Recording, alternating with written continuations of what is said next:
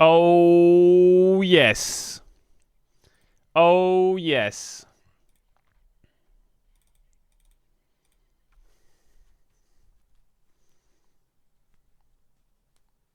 Oh, yes.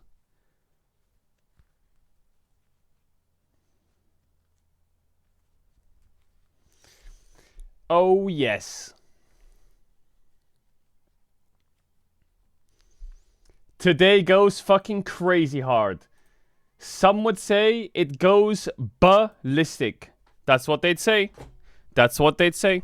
Call me crazy.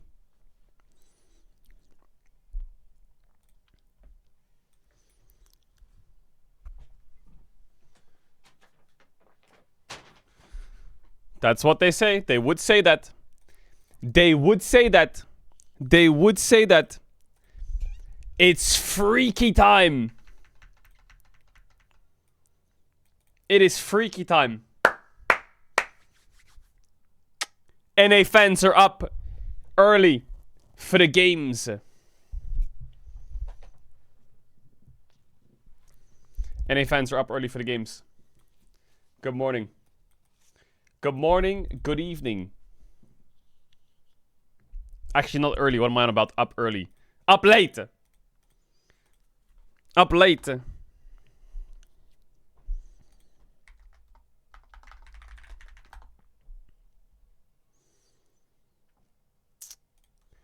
Okay, chat. First thing we need to do today. Is I need to find a camera spot that is watchable while the Worlds games are on. Because we're all being told to move our cameras around. We can't be here. We can't be here. We can't be here. So I either need to be... I don't know, this fucking HUD pisses me off. It's so dog shit. Now the fucking cameras have to move for all the co-streamers.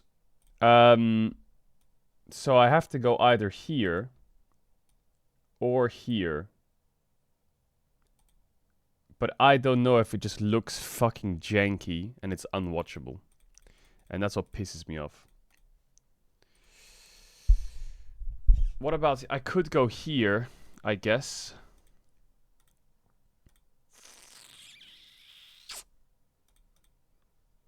I'll just play a game and then tell me what's the least invasive position.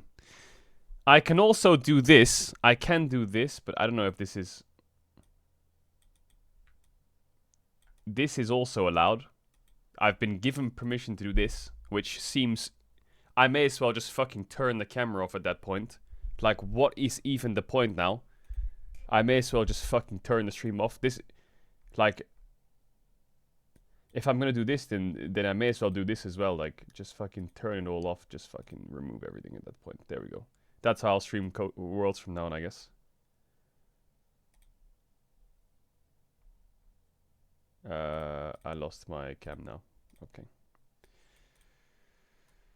So, I'm not really sure what to do. Yesterday I did this, but this was also not allowed. This is also not allowed. This is not allowed. This is not allowed. This is not allowed. So... I don't know what to do. Where the fuck do we go? Where the fuck do we go? Any suggestions? Any suggestions? Why? I don't know, because the HUD's fucking dog shit, and... Actually, I can't say why, because I'm gonna crash out, and then I'll get in trouble. I can't.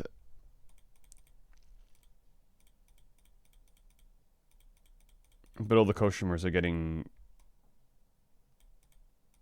told to do it.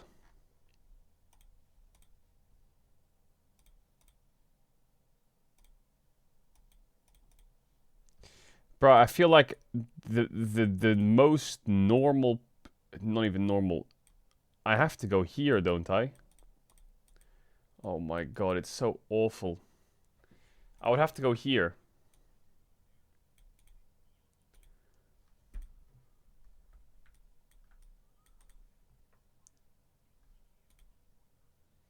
Let's try 1 minute. Let's try 1 minute. Like, how bad is it? Like, is it even possible to watch team fights in this?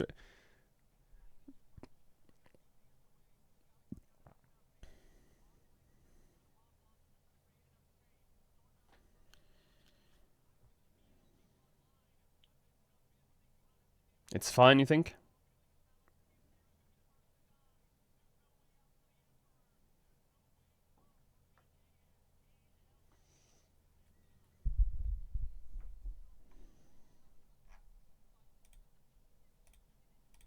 Top left way better. Here?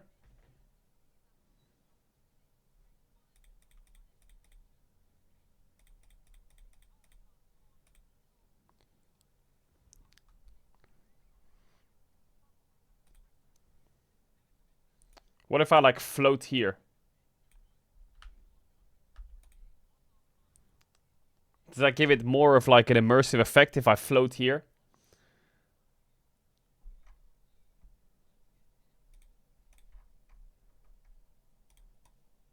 Bro, your ego is massive. It really doesn't matter where your camera is. Put it back above the horizon. It's so much better. I'm being told that I need to change it. It's against the rules, brother. That's why I'm trying to find where to put it. I'm not doing it because I fucking... You think I want to do this? I've put my camera here for the last 5 years of co-streaming. But now, because it is HUD, I have to change it. So, like, bro, don't make me fucking crash out. Because I will get fucking... I'll lose all my fucking... everything. Okay. Chat. Top left. Or above the minimap.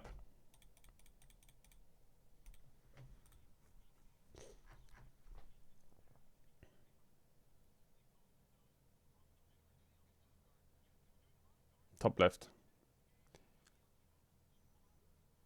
Okay, let's try top right. Let's try top right. The problem is there's a kill feed top right, but I think it's so fucking small and the worst position ever that I don't think anyone sees it. So if we go here, what do we think?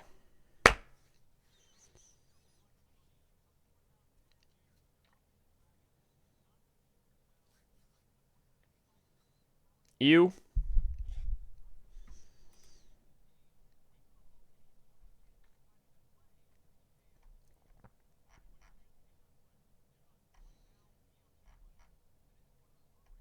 My eyes don't even see you there because I'm so used to where you normally are. Okay, well you have option 1, option 2, and option 3.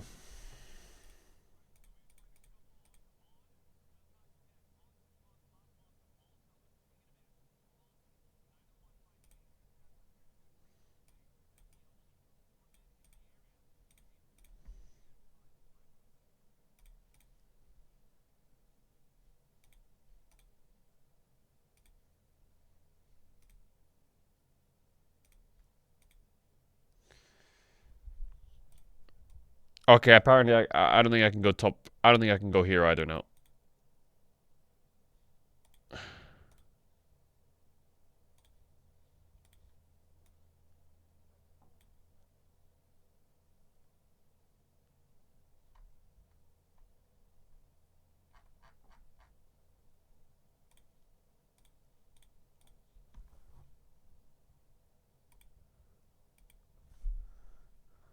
Wait, where is it, the other thing?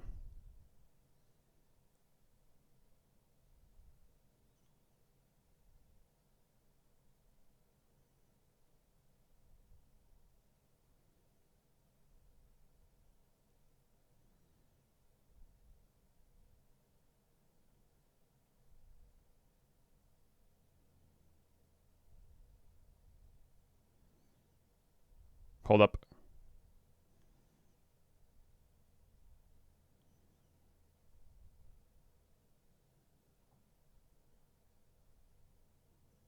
I can't find it. Oh, here it is. I could maybe squeeze here.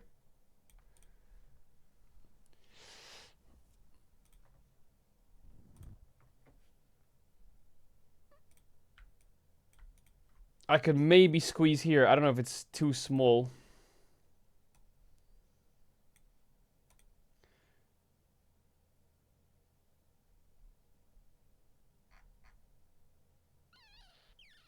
It's either here in squeeze mode,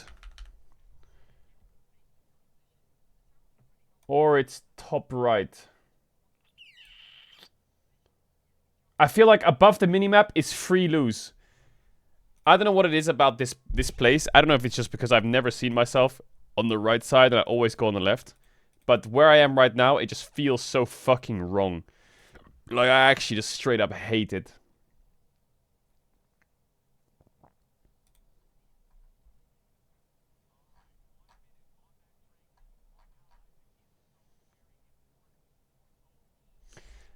I could also, like, watch the game here and then turn to the right. What does it look like now? No, it probably looks really bad.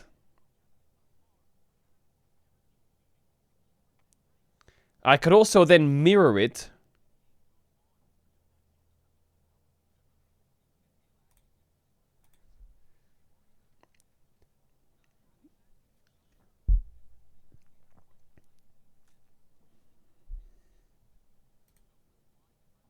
God, this is awful.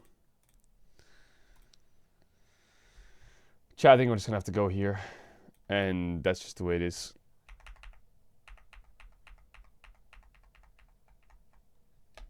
Oh my god. We're gonna have to go here and squeeze it.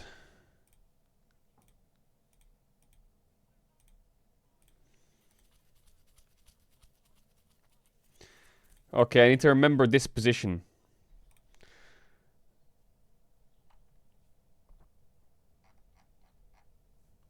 I could also... Wait.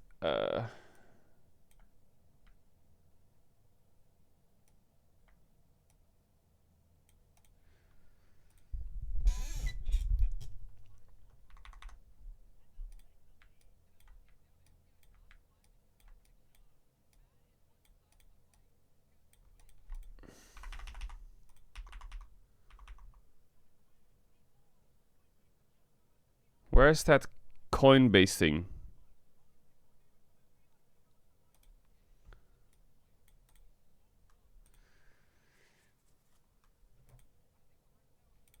This is gonna have to be the camera.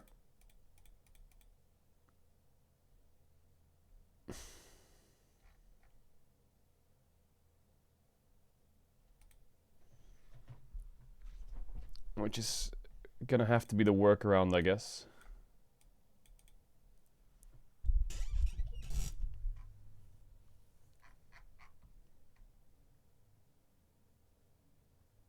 Why didn't you just zoom in on your camera?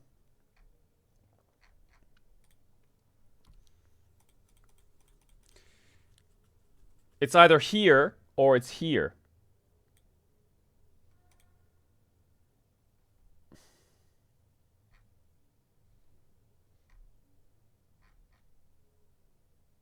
Yeah, this is... I hate this position.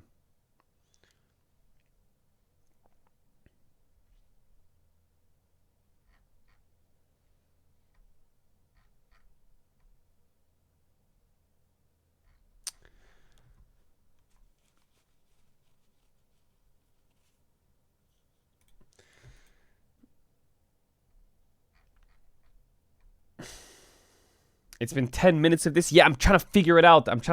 Because the thing is, it's either I go here a bit smaller, okay, and you don't see the spells, or I put myself here and you're not used to it. Why don't they move the sponsors above the minimap? I don't know. It's there for now.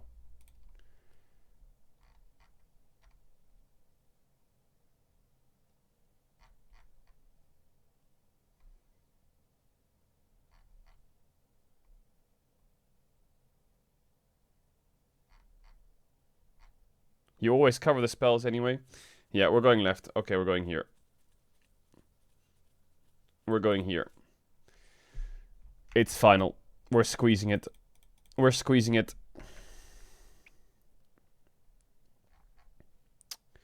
Okay, what do I do about the camera? Hold on. Is there a way that I can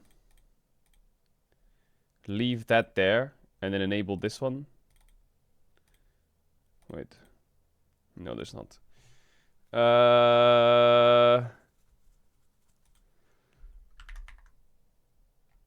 Wait.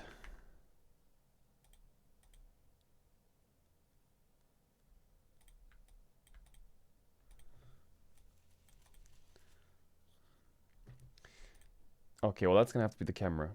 Fuck, how do I copy a scene? Duplicate. Nice. Okay. And now if I put that there. Okay.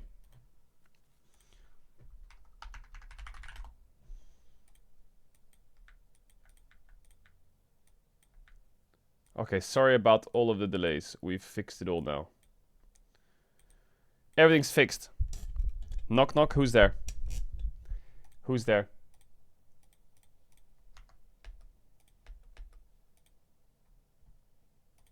Mini laughing guy, did you create a new video and did you create a new video? And are you gonna link it? And are you gonna link it?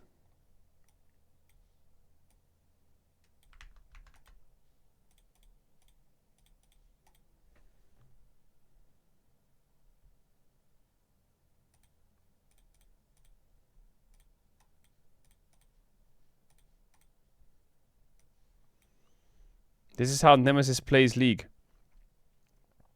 What is this?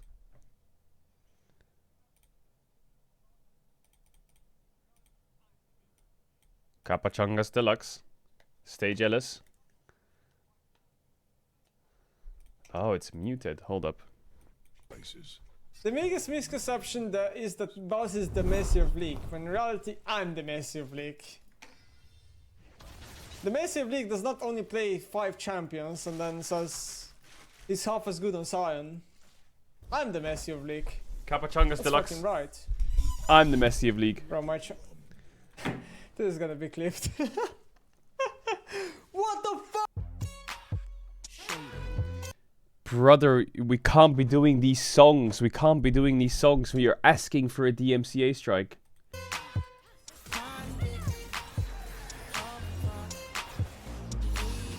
Yes!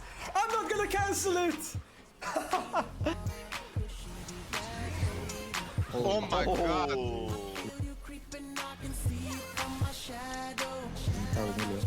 Why are you playing my gameplay over Nemesis's camera?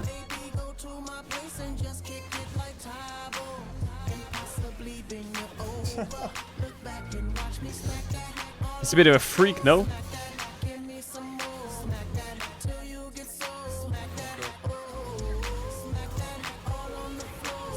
Surprise! That's balanced. Oh my god. You guys want to rotate the top? Take over.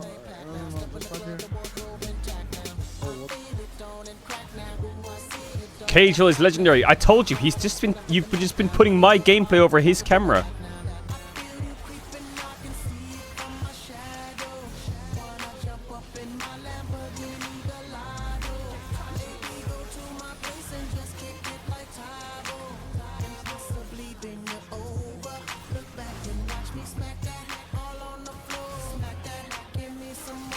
Focus same target, come on.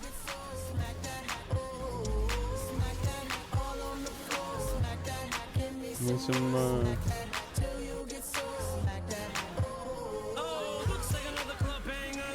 It is just a Nemesis montage.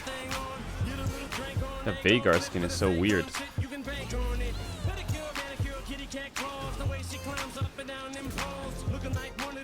Bomba. Oh, mid-fly.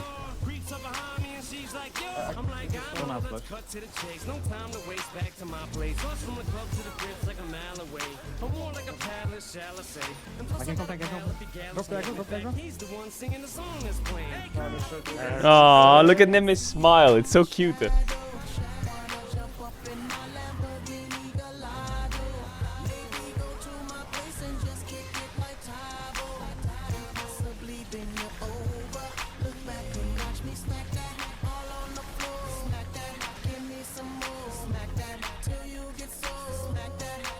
Tower if the wave crashes.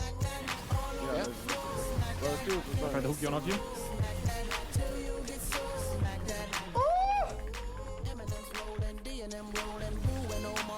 nice. Arming still. All you guys. Okay, we get one and get out. Maybe we can play it. We can fight, no? Well, yeah. I'm arrowing here, I'm arrowing here. You're just killing them alone. Maybe? I got ult reset. For you guys, we're fighting this, okay?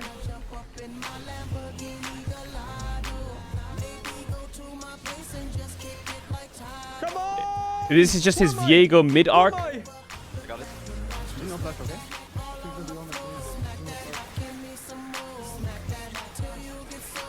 Okay.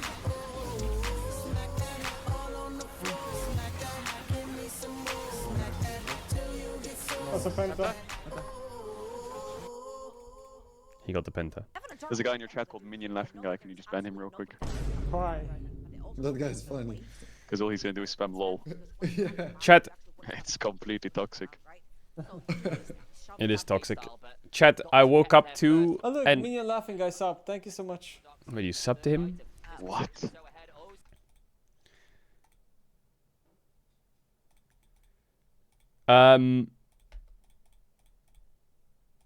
Okay, a few things we need to do.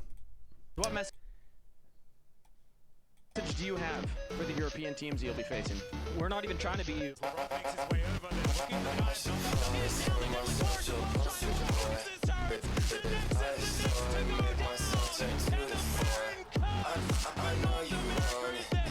Tell me, laughing guy. What message? Okay, good edit. Chat, there's a few things we need to do. First things first is we need to go through the news. Because, Jesus, mamma mia, on a plate, fried, cooked, and scrambled.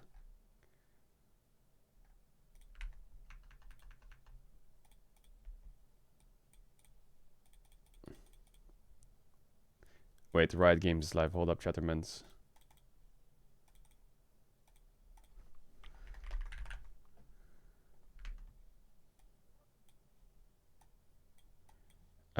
Where's my window capture?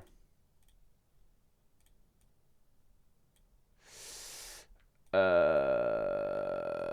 we go. Wait.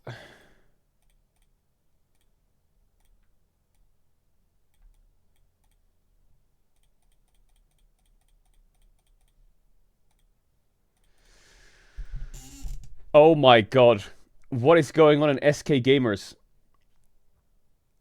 Wunder, Mickey X, and... The fuck is Gam Levy pulls a cage? Có biết không? Nhà phân thân xin tâm kết. Trời ơi, làm cái gì vậy? Một pha nổ hai chúng bạn đến từ vị trí kia đã đến chân hai. Và phía bên kia là một pha lao vào đến từ Quýt, nhưng Quýt chả làm được gì với Akali của mình cả. Quýt quyết tâm. Quýt P9 không được, Quýt R để có thể bỏ chạy mà thôi. EQ trừng phạt. Okay. I don't know if that's pulling a Caedrel. A lot of people have done that. Pulling a Caedrel is when you take your t-shirt off and you reveal who you want to win when they're winning, and then they throw and lose the game on purpose just to spite you. That's what pulling a Caedrel is. Bro, why does my timer keep disappearing? Okay, there we go. That's pulling a Caedrel. So, apparently, the new SK roster is Leader, Mickey X, and Wunder with Skeens. And people are also speculating that Sven is the AD carry. Because one C9 player is coming to Europe. Yo, MechChan with the 10 gifted. Yo, thank you so much. I appreciate that a ton. Much love, much love, much love, much love. I appreciate that. Thank you for the 10 gifted. Much love. So it's Wunder, Skeens, Leader, Sven, Mickey. In SK Gamers. I have no idea how that team's going to do. Absolutely zero. I will say, though, one thing I did notice is Leader is rank 6 on the ladder, but his champion pool is still the same. He will play Irelia, Akali, Yone, Zed, and Talon. And that is just it. Will he play Azir or Orianna? We'll have to see. But he is only playing melee mid still. And do melee mids work in pro play? Well, it's been very difficult for anyone to really pull it off. Normally they just kind of like go in scrims, get a couple kills, and then they're OP. And then you go on stage, and then nothing happens for 20 minutes. Azir has 2 items, kills your whole team, and you get 1 shot in fights. But I guess he's got the Ruddy Sack mid laner, the Ruddy Sack top laner, and yeah. I think this could either be the biggest fucking concoction cocktail potion ever cooked, or it's gonna be a fucking train wreck. There's also big rumors that Quid has now finished at Worlds, and everyone is after Quid. Everyone is after Quid. KC wants Quid. Team Liquid wants Quid. Shopify Ratbellion wants Quid. The bid war for Quid has begun. Big bid war. But think about KC's roster could just have Kana Quid solo lanes. Which is quite fucking OP, I think. What about Sentinels? I don't know if there's any rumors about Sentinels yet. I don't know what they're doing. I don't know what they're doing. New logo for Team Secret Wales. Okay.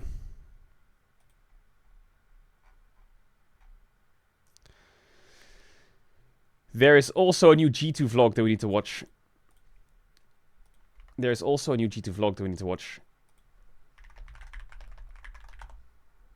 Also, we need to check the Reddit.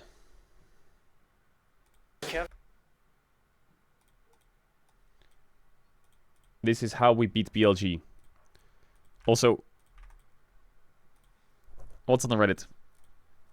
Anything good on the Reddit?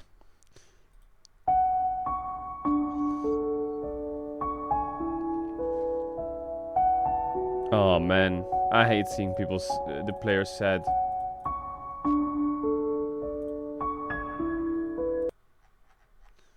My cat predicts world Swiss stage. Yo, hold up, cat.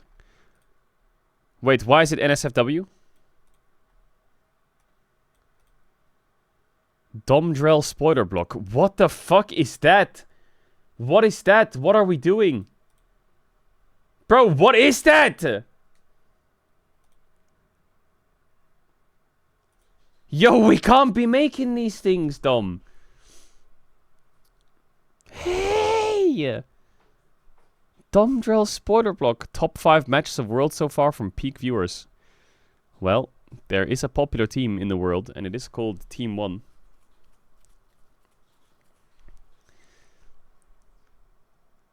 It is called Team 1. Shie said that my soul left my body when I drew the civil war of BLG Top Esports. Well, it guarantees an LPL team out. It does. But only 2 LPL teams in the top 8 locked. All LCK teams could make it if T1 win today. All LCK teams make it. 4 LCK, 2 LPL, 1 LEC, and 1 LCP, baby. I still can't believe this SK roster is actually happening. Mickey Leader Wunder. Mickey Leader Wunder.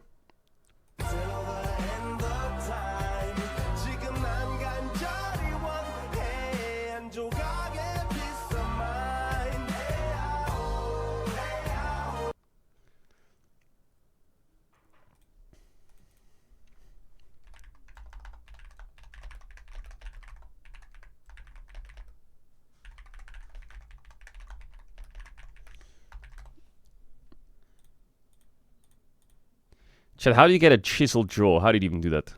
Most bloodthirsty teams, average games per kill. Kill per games. Genji T1, HLE, KT, AL. KT. KT. Just chew lots of gum.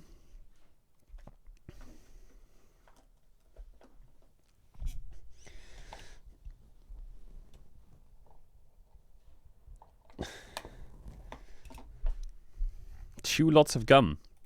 Who's this? Hey, leave him alone. Did we win Worlds yet? No, that was VKS and 100 Thieves. Average Gumayushi teamfight POV. Yeah, he's on top of 4 people a lot. Worst roll to ever happen. 07s, Guma, Carrier owner, life of Gumayushi, a T1 in every team fight. True. We saw that. I don't want to go to that. I saw that. Disturbing stuff. This is the team that's winning worlds. Oh yeah, the cat predictions. Hold up.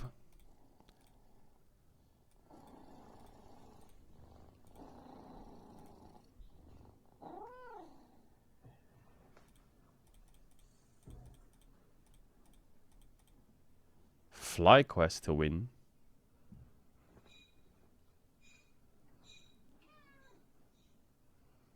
BLG to win. And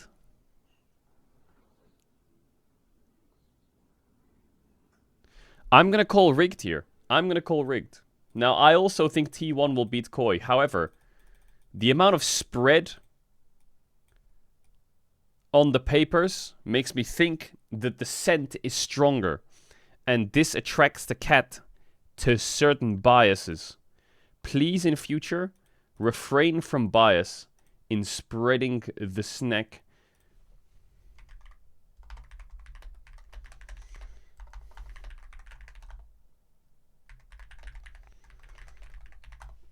From spreading the snack, okay?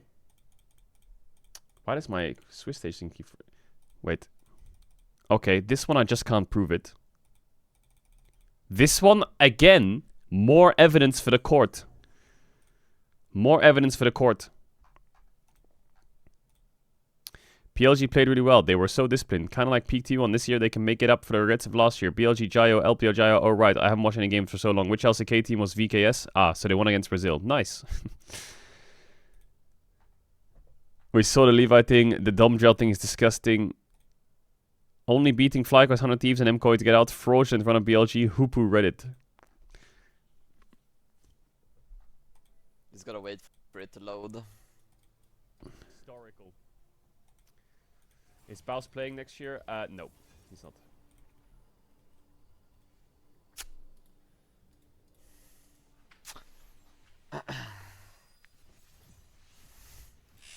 Well, there you have it.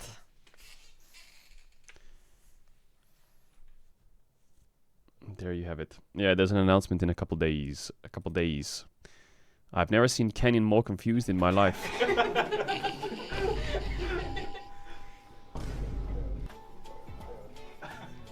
Cover your nipples, please. No. Cover your nipples, please. Cover your nipples, please. Okay, we saw that. We saw all this. Yeah. Part about Team Secret Whales, they do not sit on losses. They will fight their way out, and they're still fighting. Super in the shop instead of watching his screen as his toe collapses on him, stops his reset, but Super underneath the tower here should be able to go away. His toe looking for the flag and drag. He gets him, he gets the shield, and he gets out! Bro, these the LPL edits. Are these the LPL edits? Okay, where is that fucking...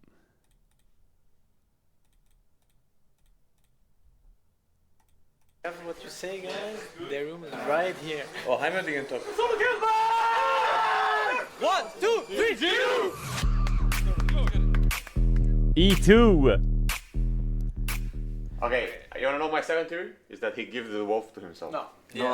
Oh, G2 play a lot of werewolf. Yes, sir. Yes, sir. We were about to vote him. You would win. You did. I don't care. No, I did not, bro. You did. I did not. Cap is lying. He's trying to flip it. He's a copycat. Okay, guys. Okay, you have 10 seconds. If you're bad, you need to... But I'm saying I'm this year. Okay, then just lying. Then just vote Cap. But did you swap? I'm gonna vote Sky. They always play werewolf. Is het dan op Caps? Did you see a wolf? For sure, right? Yeah. Did you swap the wolf? Guys, you're pushing up with us. Yesterday you said not today, but tomorrow I'm down. We are tomorrow. I did say that. You did say that, right?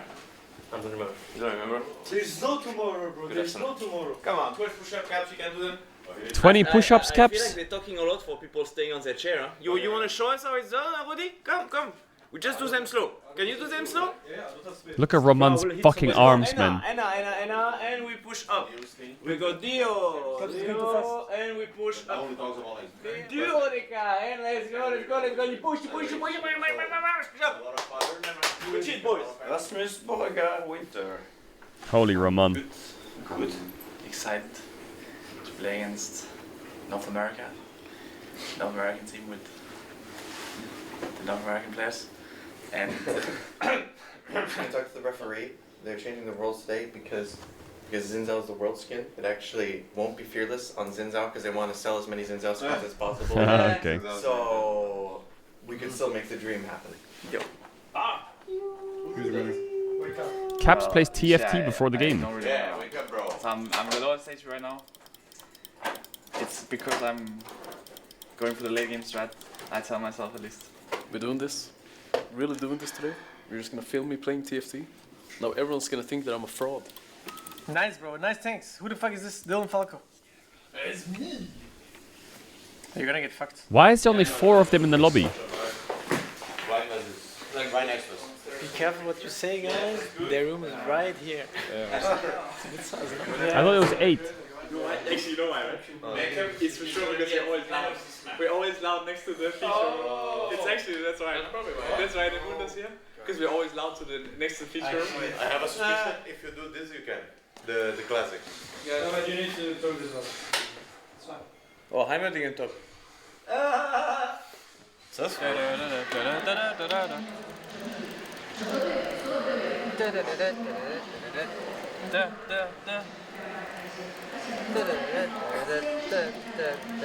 can talk as much as you want me to talk. If you don't want me to talk, I will not talk. If you want to talk, I can talk. So I'm talking. Ali, what the fuck, Ali? Not Ali. Ref, can I have a scrum maybe a bit lower? What? As we saw in the video, okay? One big topic today is danger levels. This jungler will sell his teammates, okay? Let's fuck them, okay? Yep. When he goes to the other side and we can fuck them, let's fuck them.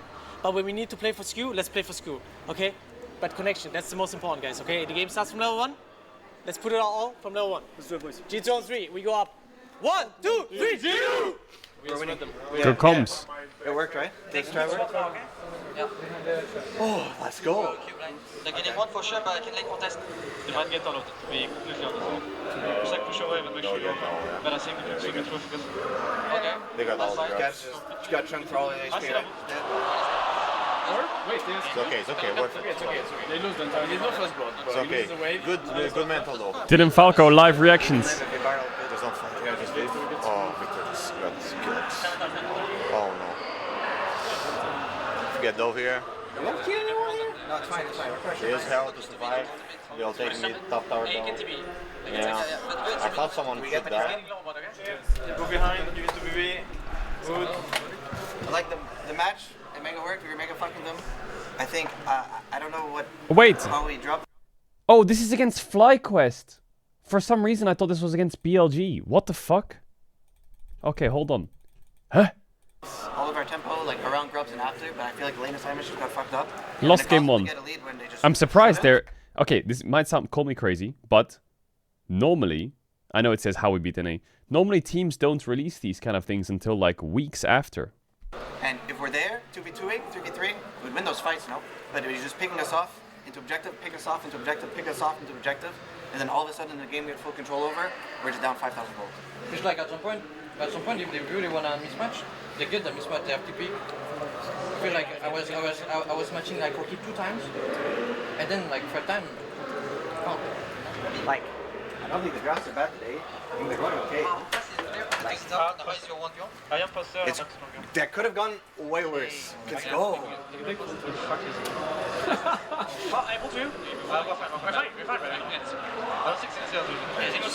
Actually, quite nice content then. Oh, he's reganging? Oh shit, we are mega fucked. Do we have Trundle? We have Trundle. Aye. He's that as well. Nice. We're winning this game, actually. Nice, we're winning this game. He's dead. Okay, sorry. Good. Really good. Nice.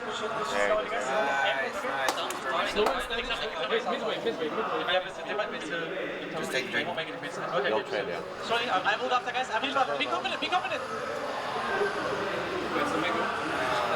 It's not that great. I think it's Okay, that. Go caps. Bro, it's blurry. What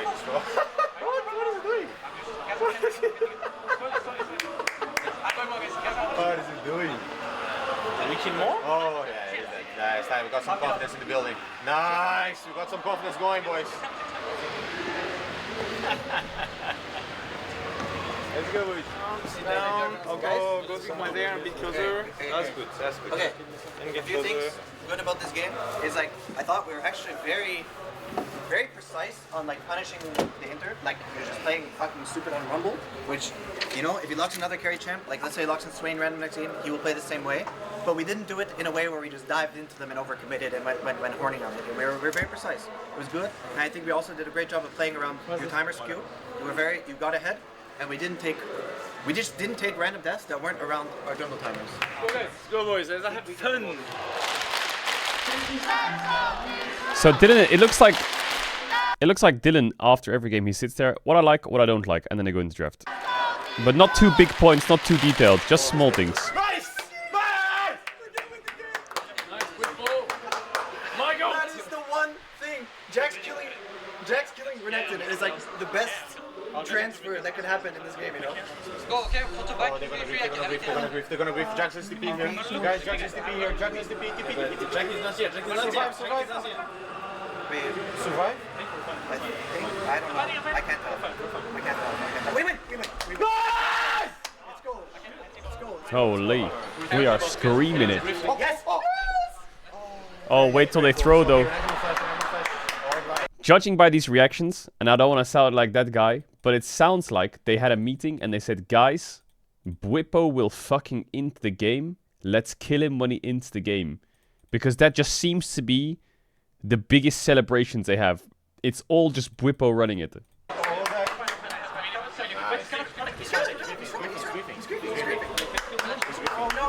Oh no, he flashed in. He flashed in. Oh no. Boy, he flashed in, man. Boss, they're trying to not here.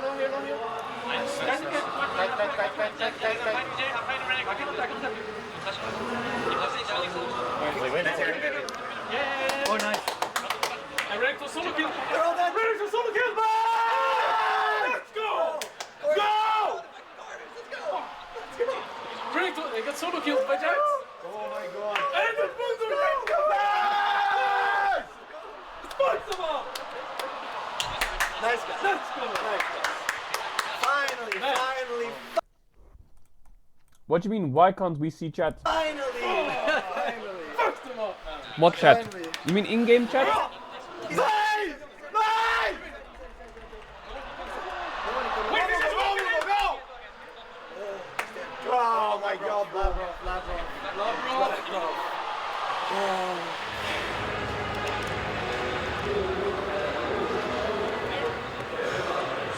It was tough. It was very tough.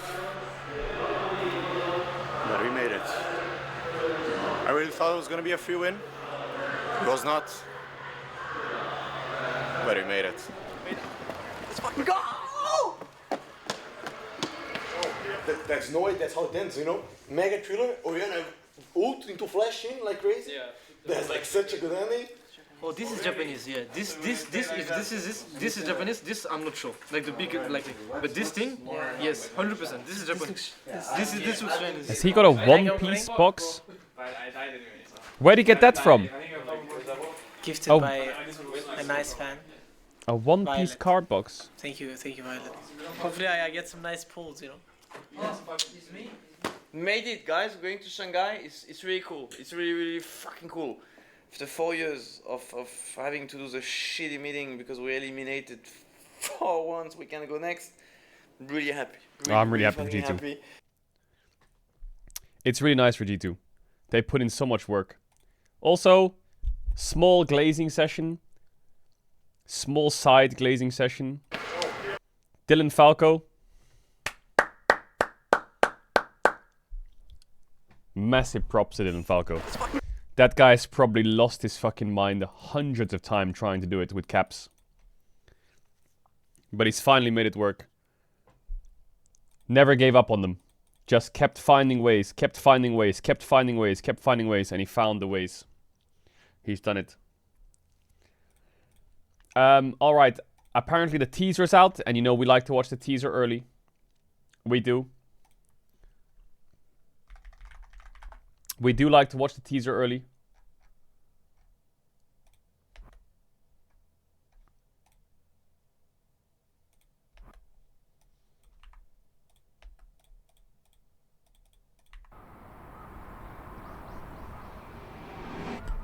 It really takes a lot of maturity and self-reflection to reset quickly. It was going to look like North America could deny them one more time, but it's G2 as they look to take down these Nexus turrets.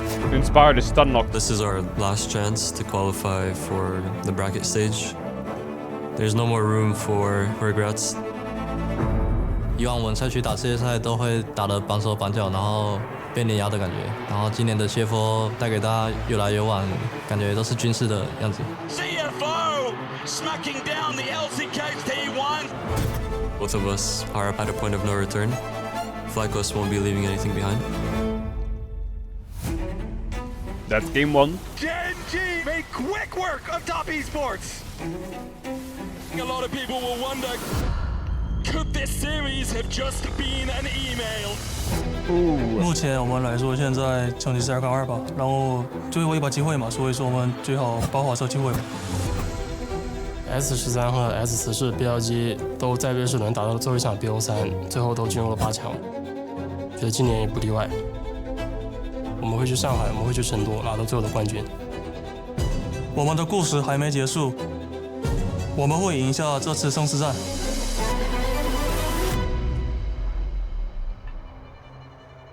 These worlds have been really challenging. It's the first worlds I really have a chance to win it all. MKOI find themselves one series away from being able to make it to playoffs. I want everyone to remember these worlds as the introduction of MKOI. 저희가 4시드부터 지금까지 많은 경기를 했는데 아직까지 좀 제대로 된 기량이 나오지 않은 것 같아서 When we started, we were 0-2. Then, we lit a fire. These hounds are hungry! A triple for Elioya! Now, we are 1 win away from greatness. 엘리오야 선수 불장난하다가 큰 코 다칩니다. 저희의 유산은 돌에 새겨져 있습니다. T1, the winningest team in the history of the game, will not be stopped here! 그리고 저희의 여정이 끝나려면 아직 멀었습니다.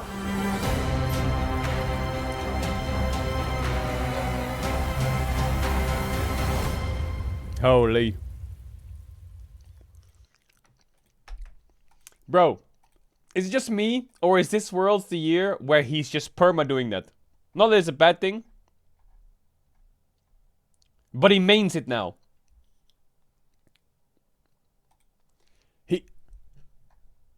He mains it now. Also, why does Faker not have his name on the back? Was that intentional?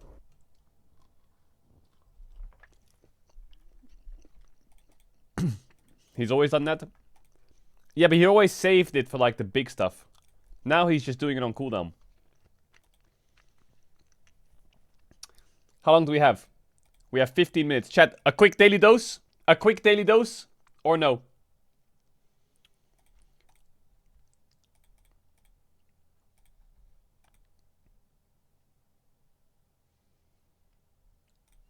Hello everyone, this is your daily dose of internet. They wanted to see if their dad would fall for this prank. Okay, like I'm gonna set this on the ceiling. Put it on. I want you to like. Okay, this is put so it up. old See school. This prank. Let's see how long you can hold it. Okay, you got it. You think you got it? Can I let go? You think you got it? Bye. Okay, bye. Bye. See you later, Larry.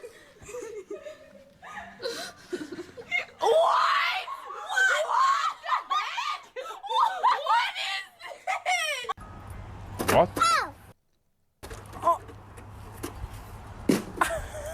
What?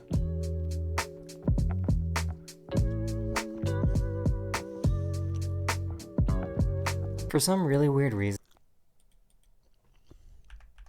What?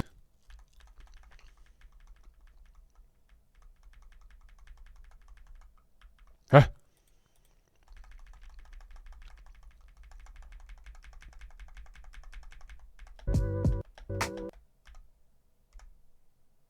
That's edited.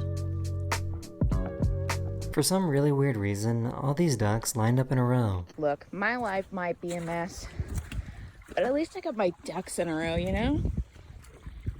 Great job, guys. That formation is tight. A student driver somehow crashed into this driving school building, so they probably won't be getting their license anytime soon.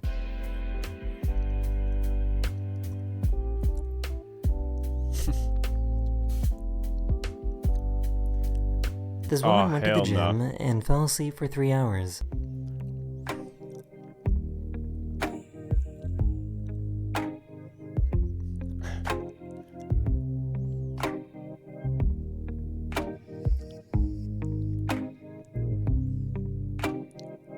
Why'd you wake her up? They got a bag of ice from a gas station and found a frozen frog inside. A frozen frog?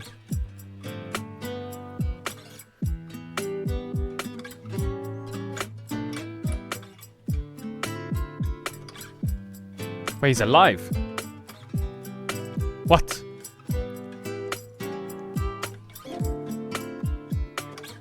How does he lives those? Excited that the pizza guy arrived. He lives those, chat?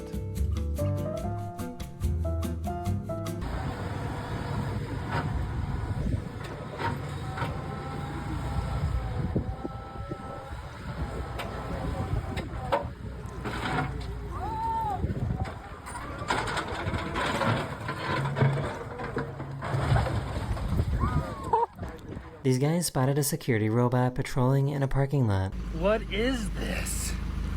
Security Are we in, robot. Like Terminator 2 or something? Oh shit! He's gonna start shooting. Please evacuate the premises now. Start shooting us. 6, 5, 4, 3, 2, 1, 0, прыгай.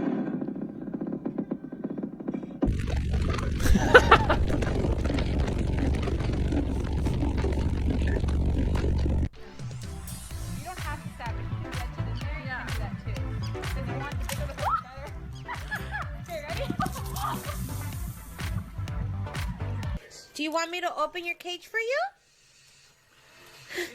Okay, hold on, okay?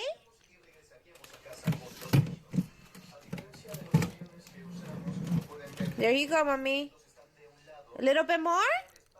Do you want me to open it more? Okay. There you go. W Lizard.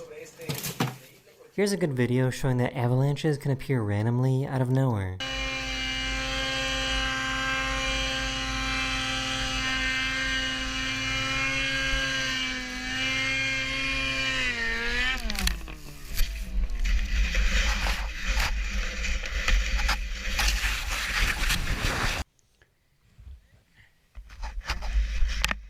Nobody was hurt?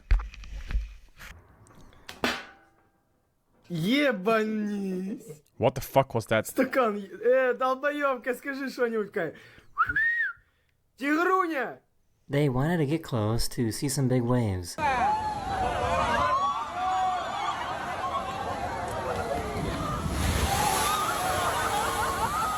Oh my god, there was one dude who was just negative aura. This guy sees everyone running and it's like, oh, it's only a small wave. I don't mind getting wet. I don't mind getting wet. And then he...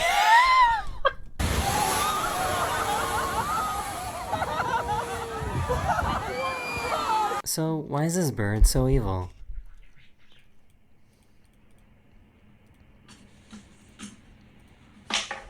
This guy thought of a really weird way to design a bike.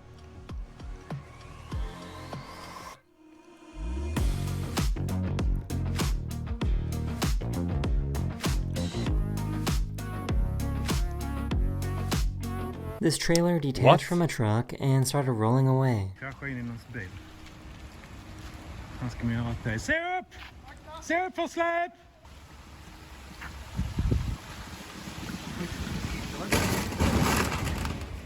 That did more damage than I These thought it two would. passengers spent the whole time fighting over this window.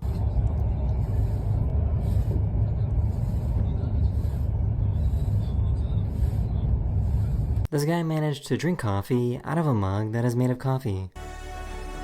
What?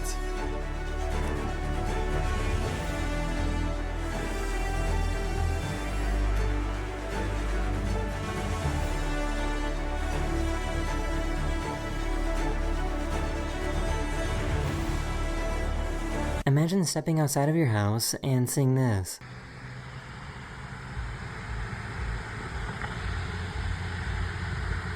What is that? Pixels? Oh my god. She tried to sneak in some medicine into this piece of chicken.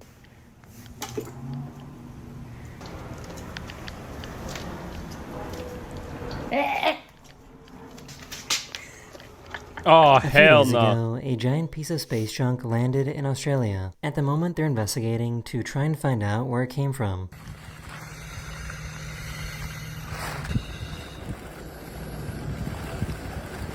What is that? Is that an alien? Actual alien?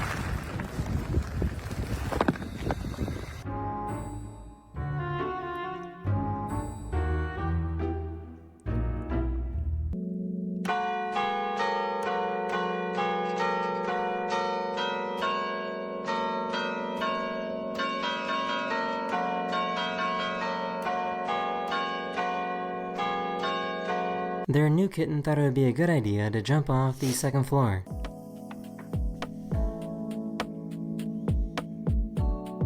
Saved.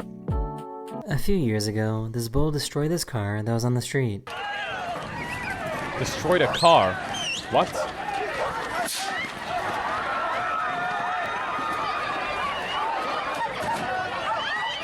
What the?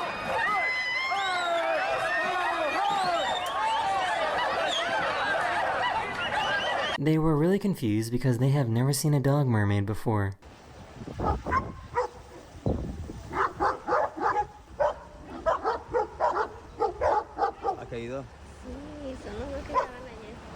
Does anyone know how this pigeon is floating? Chilling. Why is the pigeon red? She decided to make a super realistic looking bug out of bread. 这是我女儿做的馒头，你看，已经 what the 够 fuck? 恶心了吧？更恶心的还在后头。 Ooh, yummy. Cheese as This well? glass bottle that was under his desk randomly exploded during an exam.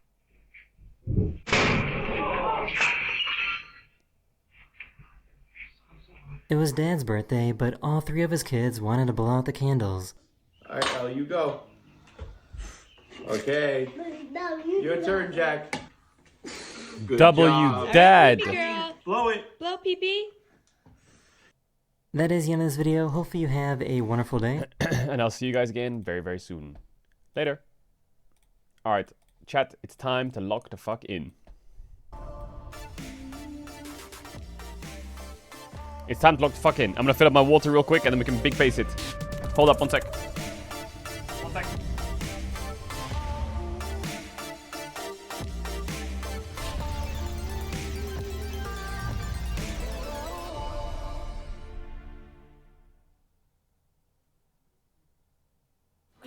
I got this old thing and the bill from the store where I got it. Figured you could beat it with a better deal on one of these big boys. Nah, it doesn't work that way. Guess you're not as cool as Verizon. Bring in your AT&T or T-Mobile bill for a better deal. You don't know that?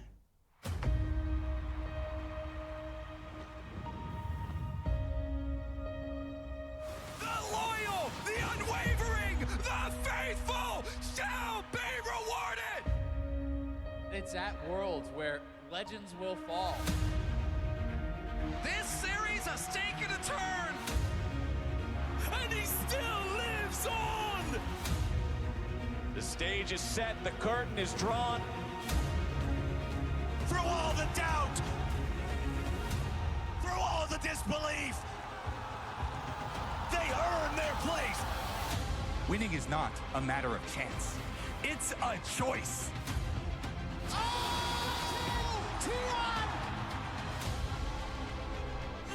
Tian! He's into the enemy base! Jackie Love just found everybody!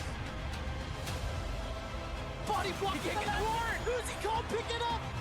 Hail the new kings! Samsung Galaxy! Double circles, double galleons! Pain Gaming have done it! Look at the teleport! He stopped him! These guys came to fight! God to 5 non-believers. Are You ready? I am ready. Yes, I am.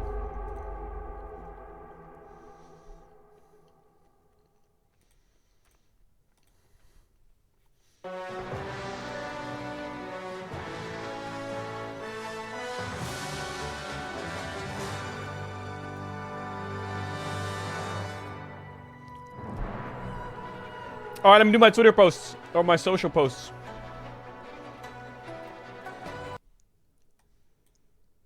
Now we have the actual value. $294,000. $294,000? This is already minus 40k, so... Holy shit! What? Oh my god! Wait, owner's inventory is worth 1.5 mil? Because we invested into the right things! Because we invested into the right things! 1.5 mil! 1.5! It was bugged. Okay, wait. Wait, how much is it? How much is inventory worth? Keep watching. What do you mean keep watching? It's a fucking clip. It's a clip! Sorry. I need to wake up. It's fucking 5 a.m. I need to wake my brain up. 200k? 200k?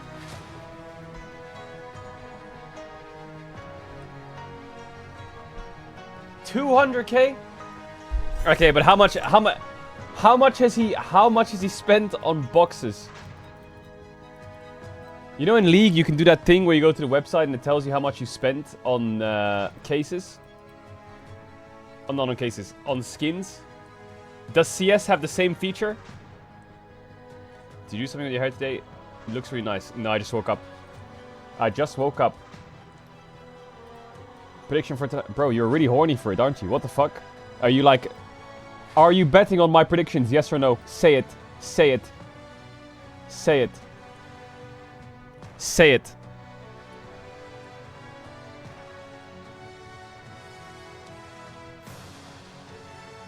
Ah! Hey!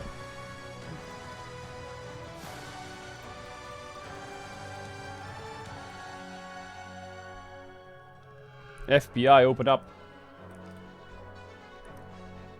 Are you in your pajamas? You don't like the outfit?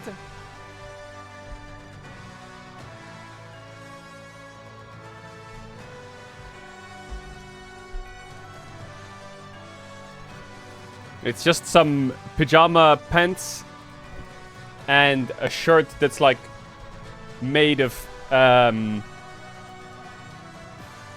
like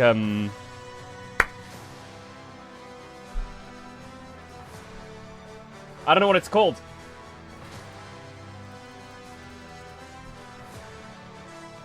It's made of cotton. Yep.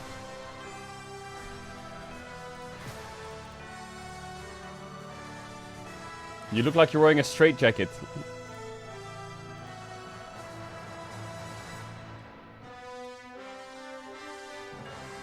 I'm not putting banger in the title, shut up.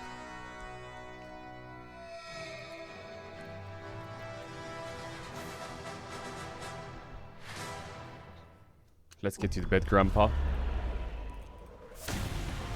I'm not unbuttoning, what the fuck? What, every EU loss I should unbutton? Bro, shut up.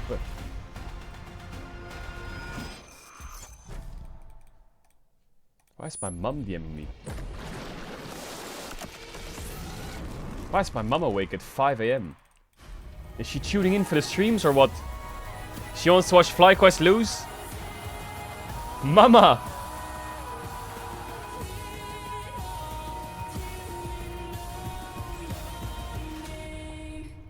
My mum does rock up in the chat. Actually, let me check my mum's chat history. Hold up. Welcome everyone to Worlds 2025, where it is the last day of the Swiss stage, meaning 3 matchups. She unfollowed me. Oh no, I spelled it wrong. Possibly huge heartbreak for one of the teams. I didn't time that because of this shot. I didn't know what was going to come first. It might be CFO. Her last message was on the 10th of August 2024. She wrote, "Sent you a DM." She subbed for 12 months. Hey. Of the LPL in TES, or if Jackie Love will reign supreme. What beautiful fan art as well. Those are all of the questions in the matchups that we see today, and our very first match today will decide which Big W's. region gets completely knocked out the first. Azale's mental health for the remainder. Yeah! How's the stress levels, Azale? You know, we're not great. We're here. Yeah. Chat, today's the day that NA gets knocked out of Worlds. We'll remember today is the 25th of October 2025, the day the world healed, the day that faith and normality was restored. Order is back. It's T1. I trust my team blindly, even though they have been, you know, a little bit circusy. They've been doing that for the whole year. Yeah. It's fine. You've still got some time. It's fine. They play Inspired's gonna crash out if they lose. Of the day. But first, to let everyone catch their breath a little bit, of course, we've been celebrating 15 amazing years of League of Legends, and Riot has been posting a Ooh, I like this segment. memorable plays from World's history. Who were the most In this memorable one, today? And we have DRX's Last Stand Are you from tweaking? 2022 I'm and mega Tien's tweaking. Lee Sin double kill from 2019. I'm stimming out of my mind. Hey, I'm casting this. Beryl has the ultimate back up. No carries on the flashes. Look at the trap. No carries on the Caedrel. flashes. He's trying to stun him away. Owner goes in. Owner is down. The Drake secured. T1's jungle. Trying to do it. T1's going for the base. They're going for the Nexus. Can they do it in time? Kingan comes back. Elder Drake at the ready. But what can he do? Q3. No damage just yet. Elder Drake, the execute. Sayas is down. Step up, a 30-minute Infernal could be very valuable. Dredgeline is dodged away from as the Drake is secure, but now G2 are split. That's at least some CC to interrupt. The chain of corruption will start to spread, and it's Mickey that gets tagged. He's locked down, he's knocked up, he's dead! LWX is on a rampage. The Tia, Silver you is beauty. terrifying. There goes the teleport. The Tian, you beauty, gets the double kill.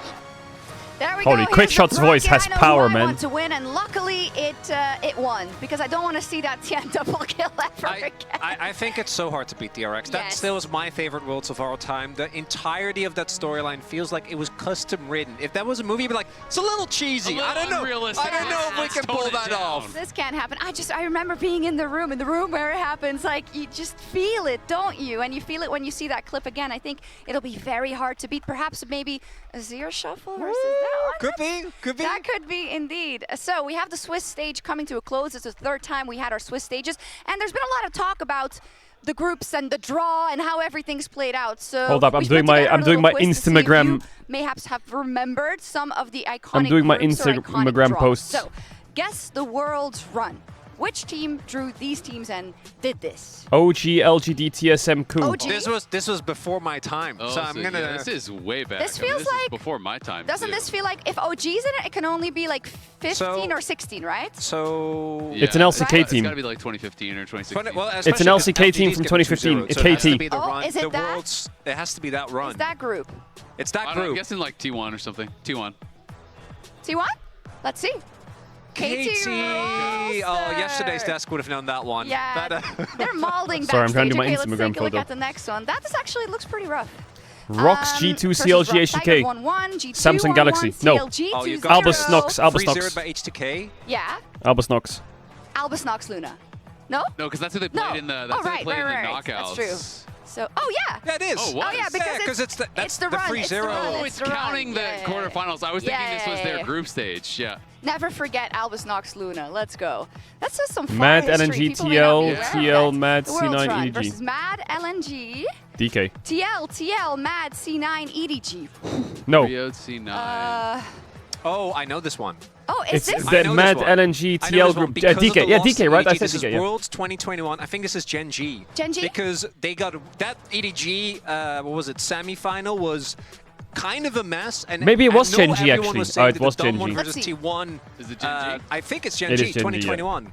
Yeah, There we nice go. one. Great job. What do you think? That seems doable. I think they dropped the ball there. That was the BDD no, year, right? Did win Worlds, so I That's didn't true, feel that actually. bad. Good point. Good point. Because that was what I took away from that, because I was the Dalmon fan back then, and my expectations GK, were too high, and PSG, obviously BLG, that didn't end up PSG coming Gem. through. So EG did win. Oh, I think this might be Mad Lions. It is Mad Lions. Just because of the GAM 1-2. The GAM 1-2. I think it is Mad Lions. I was expecting a Mad Lions draw, but yeah. Unfortunately, last year around, they didn't make it. I think we did pretty well as a team. We did okay. Is that everything? We did okay. We did okay. Yeah, I knew I wasn't going to be that good at this, to be honest. No, I thought it was going to be the draw of the group, actually. I'm just okay. I've done my happy posts. That, we skipped DK Big stamping tickets for everyone last year. I'm not over that yet. But this is our Swiss stage and how everything is playing out. How do you feel about the matchups and how about the upside-down draws from yesterday? Yeah, really. Chat, I need to run ads one more time now and then after draft, and you're chilling. Deal, deal. How do you feel deal. I think the other matchups, there is a lot there. I think both in terms of level of team, where you can really look at it either way when it comes to CFO Fly. T1M Core has a lot of history. But I think LPL fans, from my understanding, always just would have rather. Sorry, all buffering up. If you want to go walk your fish real quick. I feel like there was an era of none of these teams deserve to go through. I gotta say, with the way they've been playing, and I gotta say, from the level of play itself, you know, it's not as evident, I think, that you would have all those teams in the knockouts. We'll see what happens, but we're going to start out with CFO versus FlyQuest. Let's start with Flying Oyster. They have been present at every single international tournament this year, and I feel like they're really waiting for the next step, because they, similarly to Fly, Azael, have had good performances even versus these, but they need that thank you for the 20 gifted. Yeah, exactly. Thank you so much. I think to take you from like an outside competitor, a dark horse, you have to win like a big series against one of these LCK LPL teams. You know, they went 5 against some really tough competition at MSI. You know, we saw them play really, really well. They won a best of 1 here against T1 as well. Hey! This team has Solid been winger super with the 20 impressive, gifted as well. but to Thank make you, that leap to where you actually believe they could win a tournament, they have to get to quarters, and then they have to win against LPL or LCK in a best of 5. Then you can really start talking about, okay, how good is this team compared to the very best? And the tragedy is, as Azael was saying, getting close so many times will get you a lot of fans, will get you a lot of hype behind you, but unless you actually cash in on it, people will forget very quickly. True. Right? This was a breakout year for them. As you're highlighting, they got so close so many times, but an actual win, getting into quarters, would be such a big story for this team here today. It seems like that's the path they're going on, but of course FlyQuest is also a difficult opponent, and the question is, will they get Sion? I think they absolutely should not, and I want to talk They're about not getting because I think Sion. it's such an incredibly important pick for them Not as happening, a team. buddy. Early on in the tournament, obviously it was getting a lot of picks, not as many bans. You know, towards the later stages of the tournament, it has been getting banned more and more and more and more, and it is actually the only champion with which they have a win at Not happening, Worlds. buddy. All of their wins are with Sion. I feel like it is incredibly important for them, not just as far as how the top lane goes, but because some of their objective setups are a bit weaker, this allows them to retake space. You have an ultra tanky champion who can just walk in late to a fight, you know, soak damage. You can't really hard engage on Sion. It allows them to paper over, I think, a lot of the weaknesses and to create a ton of space for their carries, Hongq and Doggo, Bounce who or have been driver on absolutely Sion. stellar. I feel Bounce like clears. you would be full of despair Bounce if they clears. let Sion through for the side of FlyQuest. So let's talk about FlyQuest then. Isaac, I'll go straight to you again. I'm sorry, Mo, because you're good. They didn't manage to win versus G2. In the post-game interview from Inspired, it basically came out of nowhere for him. They had full confidence. They didn't even think that that would be a hurdle, right? What do you think that does to the psyche and the mental of this team? I mean, it sounds a little bit rough when you're reading between the lines. And Inspired was obviously pissed. He was emotional after that loss. But we also had Masu, you know, giving this interview where he's saying it's really easy to lose confidence. Not only Maybe yourself, chat but can also ask your how much teammates, money is the which the average part that I ticket to think the a lot of venue people for are future like, "Ooh, knowledge. that doesn't sound I good." actually have Because when you no lose fucking faith in your idea. teammates, it Anyone know the changes way world's that you play. prices You no longer to get want into the them venue? playing these hard to execute comps, these hard to execute picks. You don't even necessarily want to play towards them in game.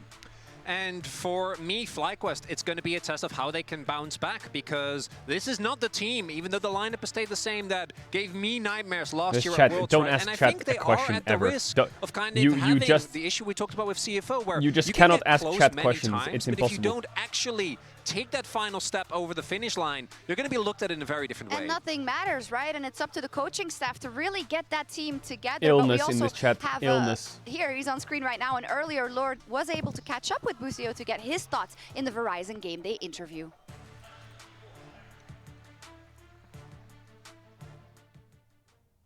today's matchup. Big day, but before we talk about this, I want to quickly follow up on the inspired interview we had on broadcast last time. A lot of frustration on this side, but understandable. I feel, how did you talk about this with your teammates to make sure that you're all in the greatest mindset coming into today? Yeah, we all have pretty high expectations of ourselves, and in our last match, we did not meet those expectations, so it's very valid for him to be frustrated, and we all were very frustrated, so the only thing we could do is rewatch the games, and now we can prove that we improved. Okay, good. And Masu was saying in an interview with Sheep Esports that when it comes to these moments at the end of the season, you can't really fix things. Post-game interview. Like band-aids. Does that mean they won or lost? Urgent issues. What were the most urgent things that you guys had to fix coming into today's matchup? Yeah, I mean, Masu's right about that, and probably one of the most urgent things is just when we're in the game, understanding what's important and what's a risk worth taking. And when it's not in the proper place, just to sit back and do the standard thing. So basically, we just have to read the game states better and make sure we're playing properly. I think it's fair to say that you guys maybe, and you echoed that as well, right? That you haven't been playing at the expected level, especially thinking about what you guys have been achieving last year against Genji.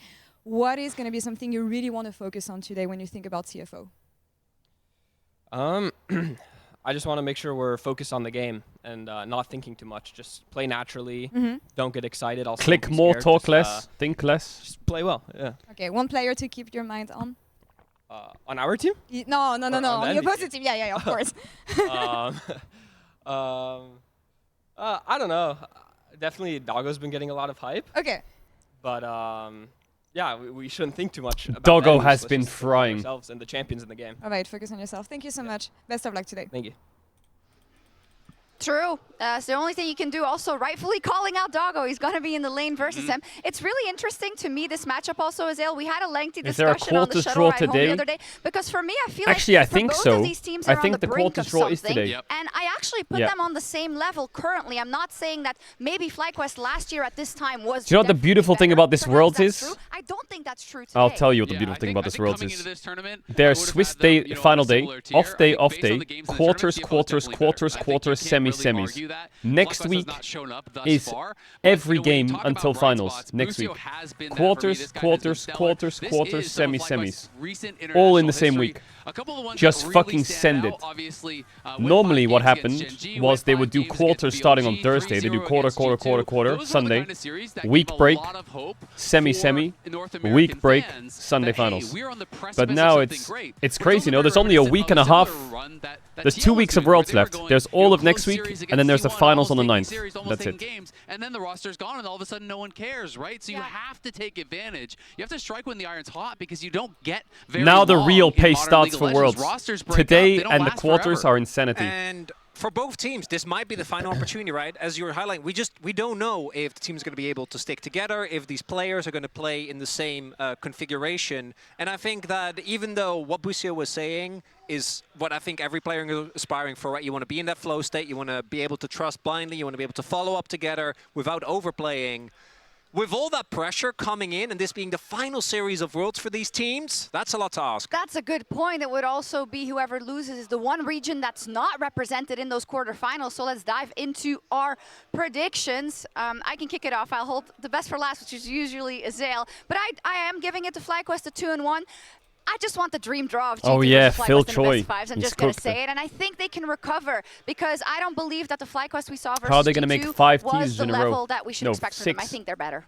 I am going to choose to trust Junja in particular. That guy for me has been crazy this tournament. And I think if Hongkyu gets closer to the level that we've seen him throughout really the entirety of the year, because I think he's been struggling compared to expectations, that between Junja, Doggo, as well as Hongkyu, I think CFO have got it. I think they're going to be able to make quarters. Where's your prediction? So I prepared a lot for this. You know, I went back, I watched the games, and I watched the games in 3 different ways. I'm going to give you my predictions. So first, I just watched the games. And based on the games I've seen at Worlds, let's be honest, it's a 2-0 for CFO. I didn't really like what I came away with. So then, I only watched Busio. I started to get a little bit more hyped. It's 2-1 Fly. Then I realized if I just don't watch the games at all, I can just say it's going to be 2-0 FlyQuest. Let's go! Let's go! Woo! W Azale. It really takes a lot of maturity and self-reflection to reset quickly.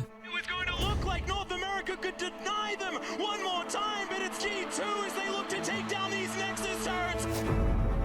This is our last chance to qualify for the bracket stage.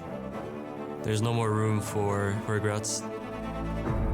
以往我们赛区打世界赛都会打得绑手绑脚，然后被碾压的感觉。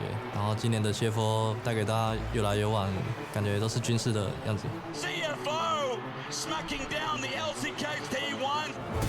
Both of us are at a point of no return. At a point of Flacos no won't be leaving return. anything behind. At a point of no return. Genji made quick work of top esports. A lot of people will wonder, could this series A lot of people will SK wonder. 目前我们来说，现在成绩是2杠2吧，然后最后一把机会嘛，所以说我们最好把握这机会吧。S13和 S14 BLG 都在瑞士轮打到了最后一场 BO3，最后都进入了8强，觉得今年也不例外。我们会去上海，我们会去成都拿到最后的冠军。我们的故事还没结束，我们会赢下这次生死战。 I just don't see Tess and Kanavi winning. I just don't see it. They look like they were choking last time they played their series against These Genji. worlds have been really challenging. It's the first worlds. I really have a chance to win it all. MKOI find themselves one series away from being able to make it to playoffs. I want everyone to remember these worlds as the introduction of MKOI. 저희가 4시드부터 지금까지 많은 경기를 했는데 아직까지 좀 제대로 된 기량이 나오지 않은 것 같아서. When we started, we were 0-2. Then we lit a fire. We lit a fire. A triple for Elioya. Now we are 1 win away from greatness. 엘리오야 선수 불장난하다가 큰 코 다칩니다. You'll get hurt playing with fire. 오래 새겨져 있습니다. T1, the winningest team in the history of the game, will not be stopped here. 그리고 저희의 여정이 끝나려면 아직 멀었습니다.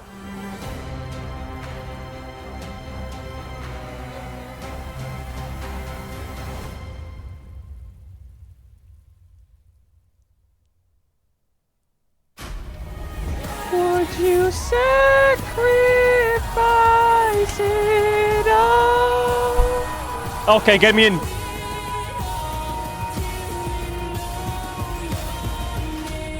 Get me in. Welcome, ladies and gentlemen, to Ooh, the Atlas on the voice. World 2025. I'm Atlas, joined by Kobe. Oh, I like this who song. is not nervous, right? We're not nervous. I'm glad that you are joining me today, Atlas, because this is an elimination right, Doggo, series. show me what you got. It is elimination day, the final day of Swiss, and nobody is nervous at all. Nope, no one's nervous. We're all safe. Everything is just fine as we introduce the teams. It's FlyQuest taking on CFO here to see who is going to make it to the top 8. It would be historic on either side.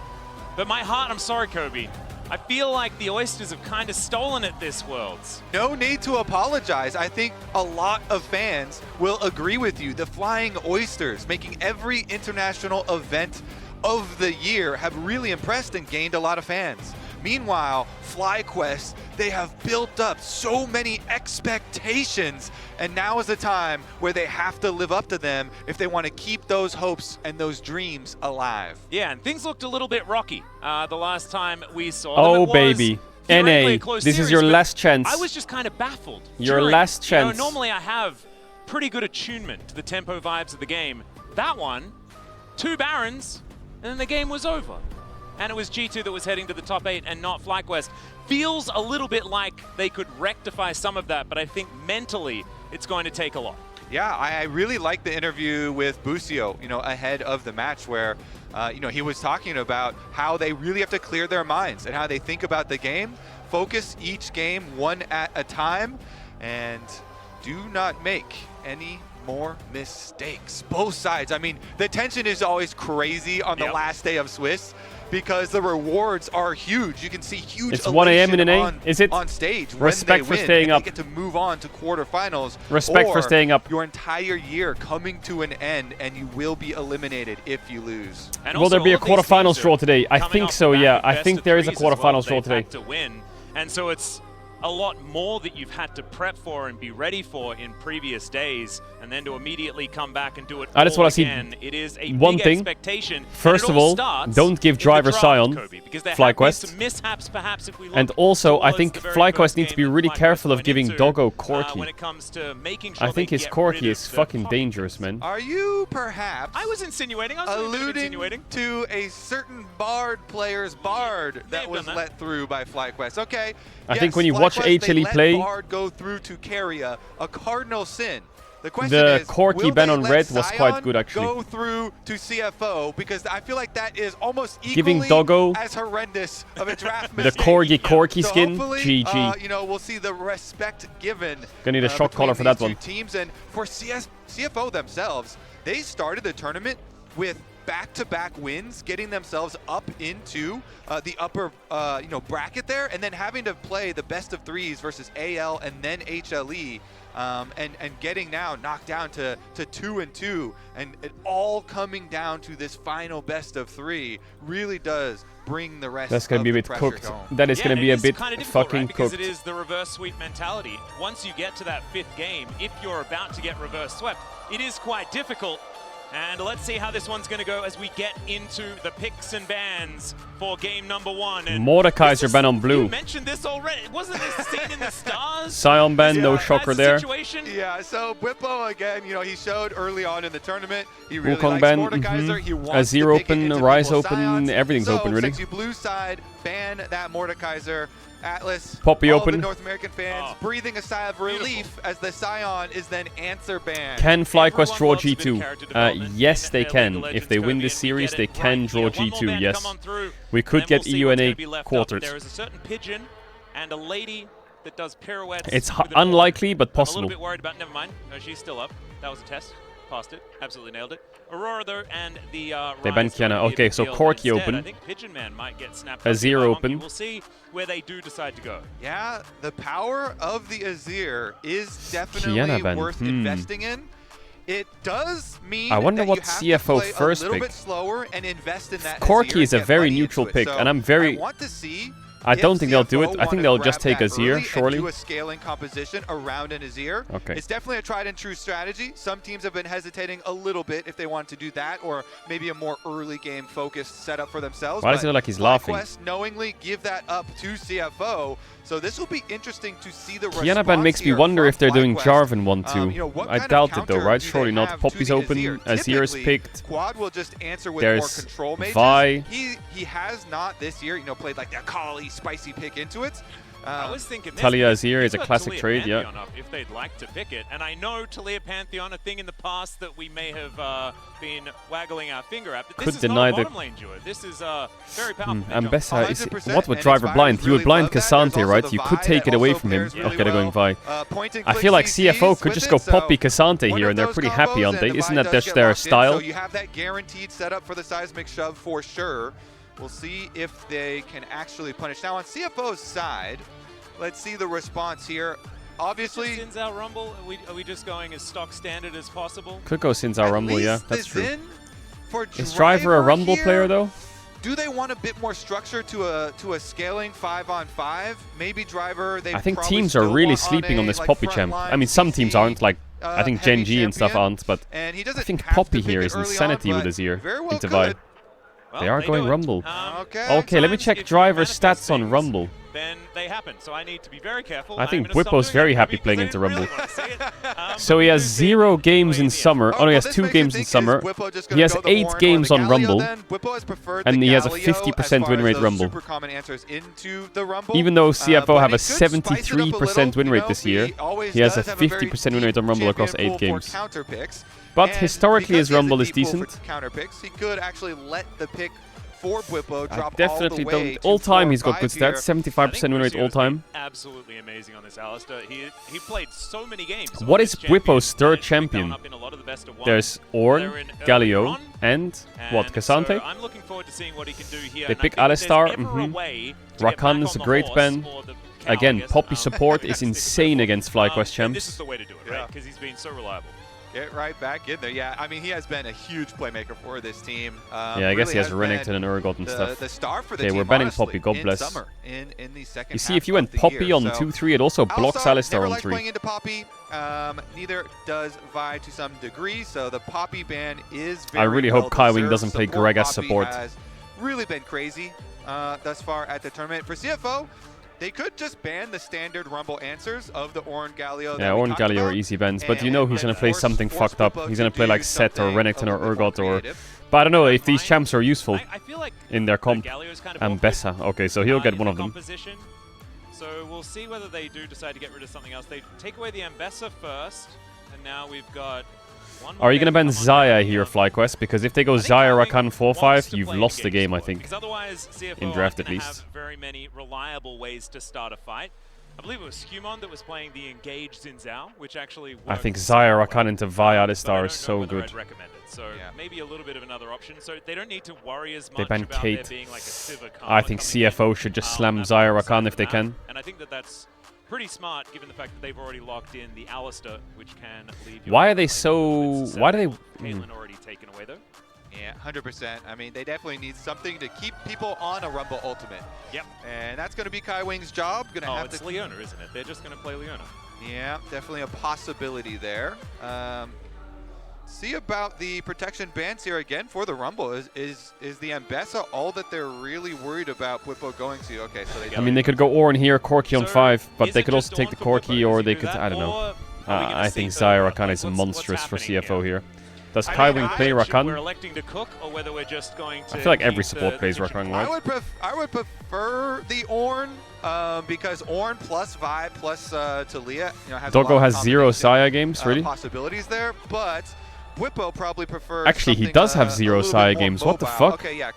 K'Sante is more mobile. I know. Middle ground. K'Sante has not had a lot of success. He has some in his career, obviously, but though. They don't look like big Xayah Rakan players. Maybe they don't do it. Maybe they play like what? Corki Brown? It doesn't really like. Or it's not a hard counter or anything. Corki Nico, Ezreal Nico. It's not too much spice. I feel like it just exists in a lot of these drafts. You don't feel good, you don't feel bad, which knowing K'Sante's past, maybe that's a good thing.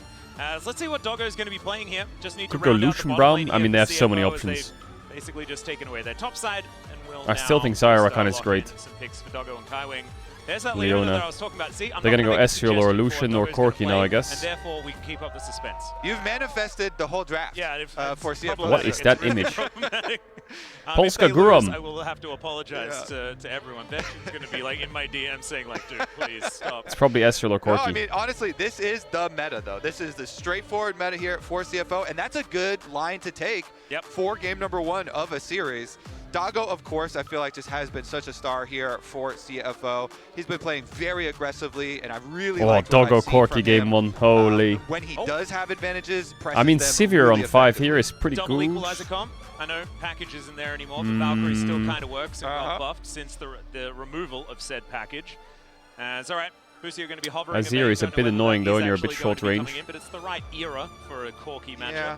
I don't know if I like Kai'Sa that much. I think we really do need more of a hyper carry style champion for Masu here, since we are running K'Sante, Alistar, and Vi. Those aren't. Jhin is definitely not a hyper carry. Chat, I'm on ads. If you want to avoid ads, you can use it on Twitch Prime. You don't have to sub the channel if you want to. Back for the game starts anyway. Here's a big kiss. If you sub now, you won't get ads for all of Worlds. I'll see you in a sec. Much love. Has a lot of playmaking, and FlyQuest have a lot of playmaking. They don't have a lot of damage for super later into the game, though. Like you're saying, though, Jhin can have really good damage versus non-tanks. It's just sometimes it's hard to work around. Like a Xin ultimate, hard for him to deal with. Leona can be very hard for him to deal with as well. Jhin doesn't necessarily have his own dash to get off of Rumble ults either. Yeah. So I prefer CFO side. I gotta be honest, Atlas. I do prefer CFO side. I prefer CFO side as well. I prefer Coach Atlas. There we go. But there is a world where Driver gets gapped on Rumble and becomes useless, and then they have no front line and they all die.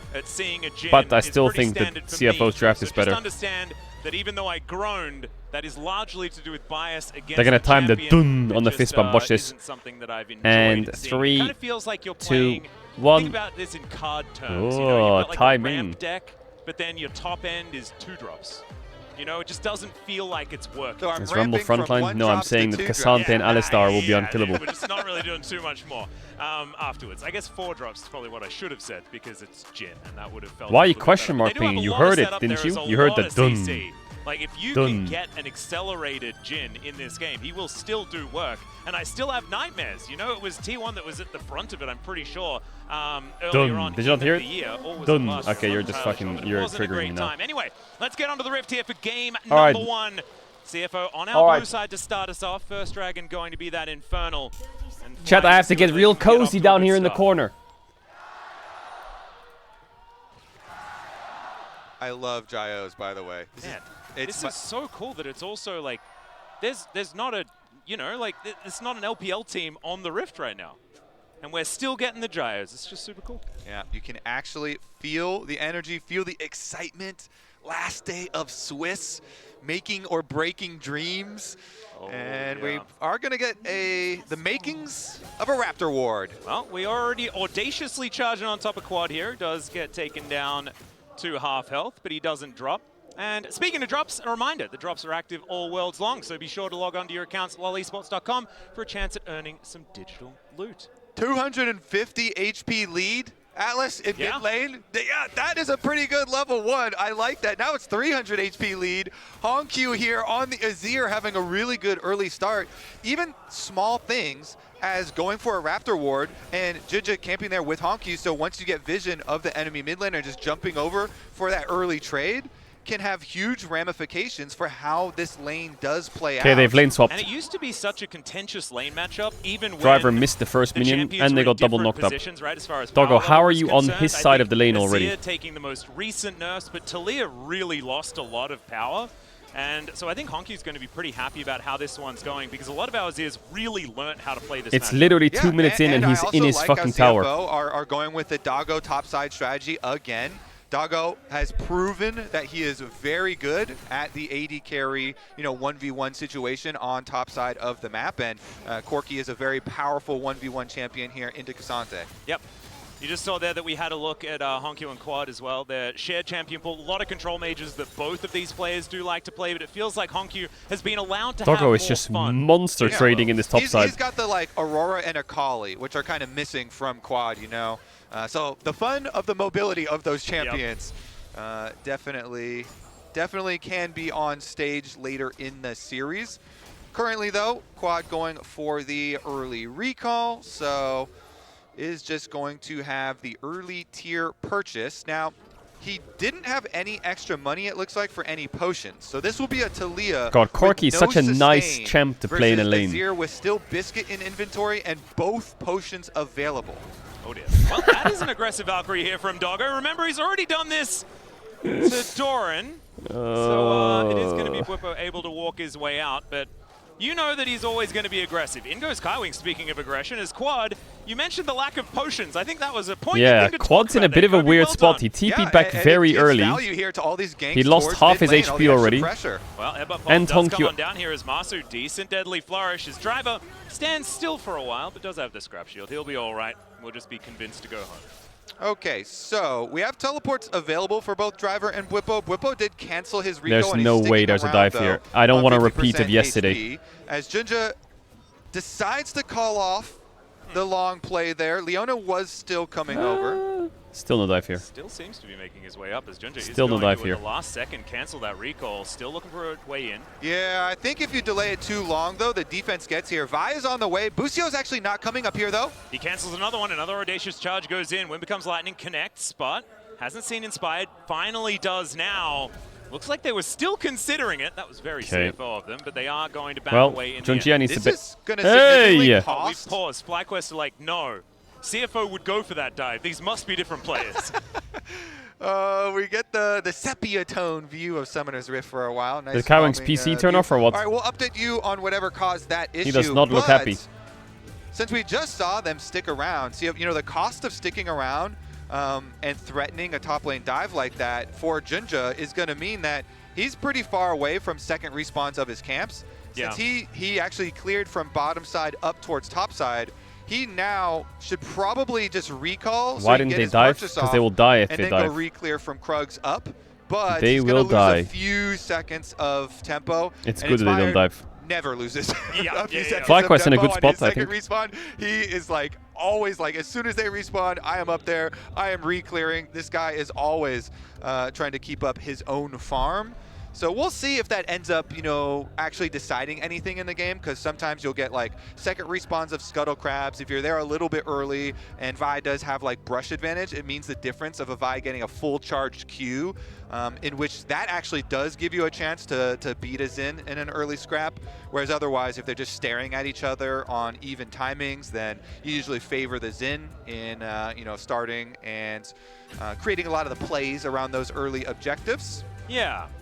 And I don't know whether it necessarily matters. The whole time you were talking, I was like listening and then trying to work out what this means for later on in the game, right? Because we look at these compositions, I think we've seen CFOs played Thoughts by on a why lot of Lissandra hasn't been different played? teams many times. And Well, we know every that it champ does scale quite nicely into the late game, but you don't have like a enables another champ, which enables another champ, which enables another champ. And that's why there's such a thing as blind pick, because they're the champs that are the beginning of the chain, you know? Lissandra is not a blind pick. If you blind pick Lissandra and the enemy team has any control mage, you've lost the game. Orianna, Syndra, Azir, Cassio, it's unlaneable for Lissandra. But if you blind pick LeBlanc or if you blind pick Ahri, all of a sudden Lissandra is now really playable. Give us a little chance to hear what you two thought about the draft. We were talking So if you ever want to see Lissandra in a game, what do you think? you need to see these two mids blinded. My main takeaway is I just didn't really love the Alistar on 3. And then every champ needs pairings, so Lissandra is a burst mage. So Lissandra needs a heavy AD jungler. So she needs Lee Sin, or Xin Zhao, or Pantheon, or Jarvan, or Zed. Try to get a winning 2v2 bot, you know, something like a Bard angle or an Enchanter angle if it is there. So that's kind of where I was at, is, you know, if you just go Galio on 3, Galio doesn't get banned out. It's a great answer into the Rumble. It's something that Bubba's super comfortable with. And then you go AD on 4, support pick on 5, and I feel like that could have set them up for a potential better draft. But this is not like a bad draft by any means. I don't think that they can't win or anything like that. I just would have preferred a different order. Yeah, are you worried about the damage at all? I think because Are you worried about damage at all? Shock sounded so British. British. It's that big of a deal as long as Quad doesn't get put really far behind. Like Vitalia is decent damage. Cassante is like, Cassante hitting a tank is nothing, but Cassante hitting squishy champions is something. Yeah. And Jhin is actually pretty bursty against these types of champs. Yeah, I would agree. The only thing, because I think there were a couple of draft traps. Obviously, I think giving over Sire would have been a huge mistake, regardless of counter pick. We didn't see Fly do that.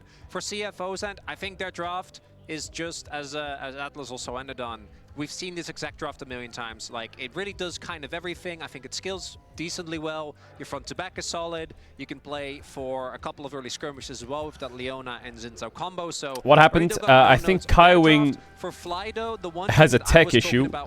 Something's wrong with the screen. The referee is currently analyzing it. He was pointing in this area of his screen, so either the screen is flickering, or he doesn't see certain things in the game, or there's like pop-ups on the screen, or the PC's turning off. I was going to say it myself, but I do think that does influence how you look at drafts, right? Like the teams that you watch on a daily basis. But I do think that this is the type of draft where, as long as you don't fall behind, the amount of damage will be susceptible. If you have Sivir, though, it's a really good matchup in the Corki. A knockout game, as long as you don't fall behind. Well, yeah, but that's what this comp screams to me. You do have good tools to find picks from behind. Yeah, and that's the other thing as I was going to say, is that you do have Fly. Your two best players are on playmakers. Oh, now Masu has a problem. Vi, you have Busio and Alistar. I think they're the two stars of the team. They can find picks. They can make things happen. And I do like that they have agency here. You know, not that there was anything wrong with Sejuani in the game, against G2. Like, I think he's great on Sejuani. He can play these things. But when he is on these types of picks, you just kind of have that feeling that he could make something happen for your team. Similar to when Busio was playing Soraka. Soraka, I think, was great there. I think he's a great Soraka. But when he's on Alistar, it's just CFO's mid and AD both got that tape on. Paint the picture a little bit for me, because I've become a little What's bit it called? addicted Kinesthetic to his tape? Bard because it's so good and I always want to see it. Do you think that in terms of Alistar, who of course can be a super playmaking support as well, that he's going to be able to really put a stamp on this game? I definitely think so. I think he sets up really good Alistar Alistar game so far. He's very creative with his angles. He uses Hex Slash really well to try to circumvent vision. He's very good at tracking that. So I definitely think he can play well here. The reason he doesn't just go Bard on 3 is you're really worried about some of these lane counters that can be very difficult. I do think, you know, if they wanted to go for a Bard angle, it would have had to be what I was talking about, where you leave it for 5th pick. But then CFO might have just banned it on their 4-5 bans, since in that world we're having like the top lane already picked. I also think with the opening, like Azir to me doesn't really scream a champion that you really struggle playing into as well, because he has so much innate mobility. I think even Rumble we've seen be able to dodge a lot, and then with a lot of mobility carries still being open. But it's the Bard CO. Well, you know I love me a good Bard. It's so great. When we look at stylistically the strengths of these two teams and the fact that for me, you can correct me if apparently, I'm wrong, I think CFO is tremendous in finding the correct I skirmishes wonder and pushing their if advantage it's forward. actually I a wouldn't bug. necessarily call them as good as FlyQuest usually Let me check when it was at kind paused. of setting up for objectives and getting those No, it said objectives. tech And I say issue, that right? only, Isaac, It says tech, because there's no bug. In LTA, they are the best team at that completely, and they almost never drop the ball. So how did the I comps thought that work it in could have been a regard? bug because Leona does enter top at 353, and I wonder if she procced lane swap detected somewhere and like fucked the game in somehow. Obviously, you know, so are we going to see them actually just trading? Are we going to see them contesting on the objectives? I do feel like FlyQuest absolutely wants to be first to objectives. You know, when you are playing pick comps, you want to be trying to control vision, forcing them to walk in, and then having them scared that Alistar's in a brush somewhere. You know, having it be really difficult for Azir to walk forward, because you don't have, like I talked about at the top of the day, you don't have a Scion to just like walk in blind and tank the engage. Xin Zhao can't do that. Like, yeah, you're kind of tanky. Leona can't do that. Yeah, you're kind of tanky, but if you just walk into a full combo and get flipped in, you're going to die. You're dead. Yeah, why is it that Leona's EXP doesn't go up? Something's actually, there is a bug, no? Doggo in the 1v1 was doing a great job. Look at his EXP at the bottom. Matchup. Then Junja was also able to find very early damage onto Quad, who actually has, as a result, And his support item's not proccing. He's hitting the minions, but he's not getting stacks. You see that? His XP is not moving, and he can't get the minion stacks. Single member of this team is able to go in very consistently. Why aren't they proccing, actually? I don't think it's a tech pause. I think it's a bug. They very much will. Think also for Junja, we didn't get to It's talk an about it that in-game much here. pause. I think I've His seen some huge Xin He Zhao must have games the procced last lane couple swap of days, detected. like absolutely super carry What's the performances. radius? It's I think pretty in that big, last game right? versus G2 FlyQuest also How long went does it for last, Xin the lane Zhao, swap but just detected? I thinking, think oh, it's no, like this this, rock isn't it? The sorry. radius or some But shit? it didn't really Obviously, work out it the way goes they past wanted. through Do here. you think Inspired has But I'm to pretty sure the somehow cutoff is like adjust here, how isn't he it? plays or not at all? I'm just thinking about him in the sense of he was But one it who should was most fall off downtrodden now. in It's that 4 series minutes. after It should G2. fall off. Is he gonna change So why what he is it when he usually hits does? the 'Cause I don't minions, think he they has don't to. start giving him will. I mean, I stacks? think Inspired is very consistent. He's going to prioritize his gold. He's going to prioritize his farm, and then generally. Is this remake worthy? Because he's now down 2 support stack items, and he should be level 3. But he's not.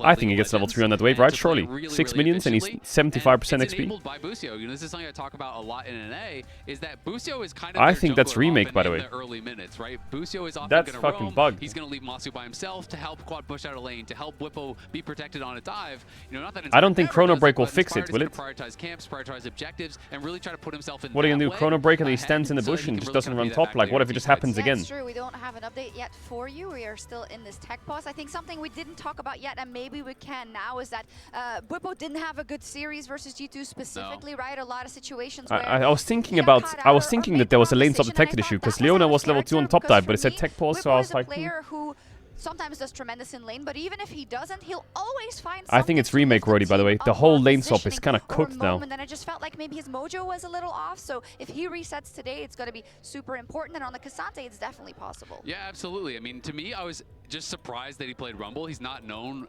as a Rumble player at all. And actually, when they had subbed Gakkos in a couple times during the regular season, I wonder what the ref will do. Do you offer? Right? Because Whippo traditionally doesn't play the champ. He only has 10 like I games said, on it I his think entire if you career. offer a Chrono Break and he it's just runs kinda back like top, style. the He same has his thing's own gonna happen, unique right? Whippo picks, but there's a few meta picks that he's always kind of stayed away from. Rumble I being wonder one if of them. Riot says In it's the Renekton intended and game, just it felt like plays there was a on bit of because the hubris, like same he's thing proxying a lot, happened got to caught out a Duro. lot of times. But yeah, Whippo is an up and down player. He's hot and cold. If he can come out and have a really What good game was that like, it happened? Whoopo at his best can challenge the best top laners It was in the world. Genji Whoopo versus... at his worst can lose to the worst top laners in the world. Like, you just have to see what you're getting. Broken Blade bad? Was it Genji HLE Game 1 finals? Too difficult for Bippo. I just think I think Rumble is really difficult. It's a different playstyle. No, it was Genji versus T1 maybe, Game 1. Important fights. It is a split-second decision. It's hard to do that alt. I think so. So I'm sure pros don't think it's as difficult. But we've seen a lot of weird lines in professional Rumble games sometimes. No, it was Game 2, yeah, I think. I've had the pleasure of working alongside. No, it was Game 5. I remember it was Game 5 because he was playing Rakan.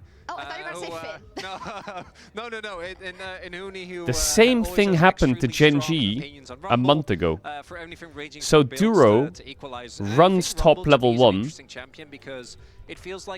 You see this? He's top lane at 310. This was at different times though. I think it faded at 3 minutes then. I don't remember. Was it 3 minutes or 3:30? I don't remember. Anyway, he comes top, level 1. 3 support items, level 1. And if you watch the minimap, the camera's gonna pan away. He walks up to hit the minions.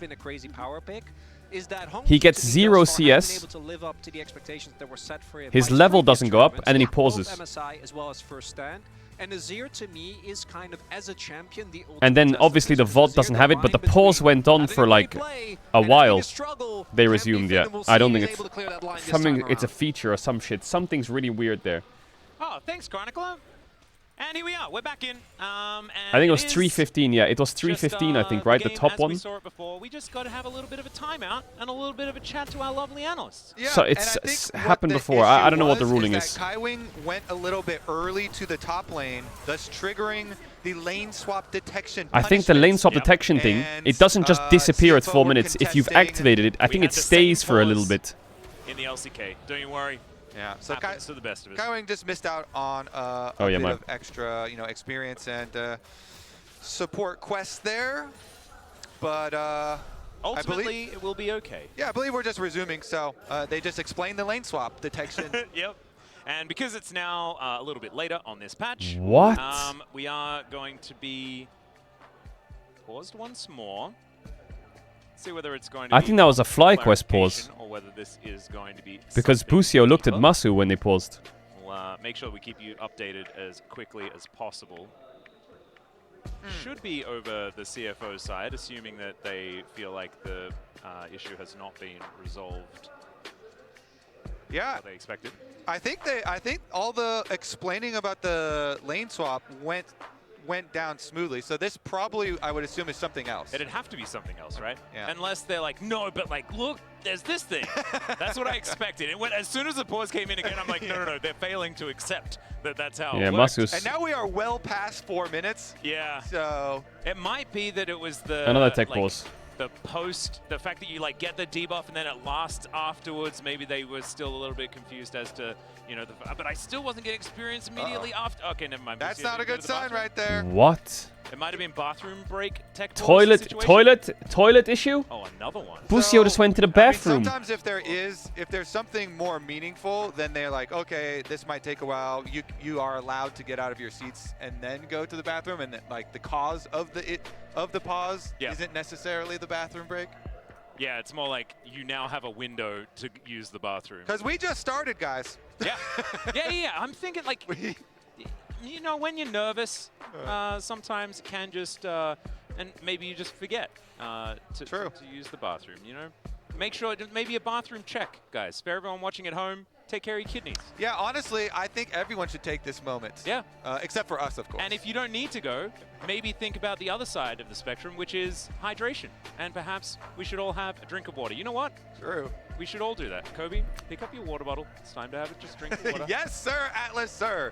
I would like some electrolytes with my water, too, Oh, please. really? Yeah. Well, that's how you truly hydrate, Well, the NA fans are being forced to stay up longer, and the EU fans are waking up for more games. Caedrel once told me a story when we were a couple years ago streaming. The lead up to Worlds, which was basically like Worlds Champion Cube. Yeah. And so it was like super hype, and everybody's watching and what stuff. Is he and saying? We're streaming for long periods of time.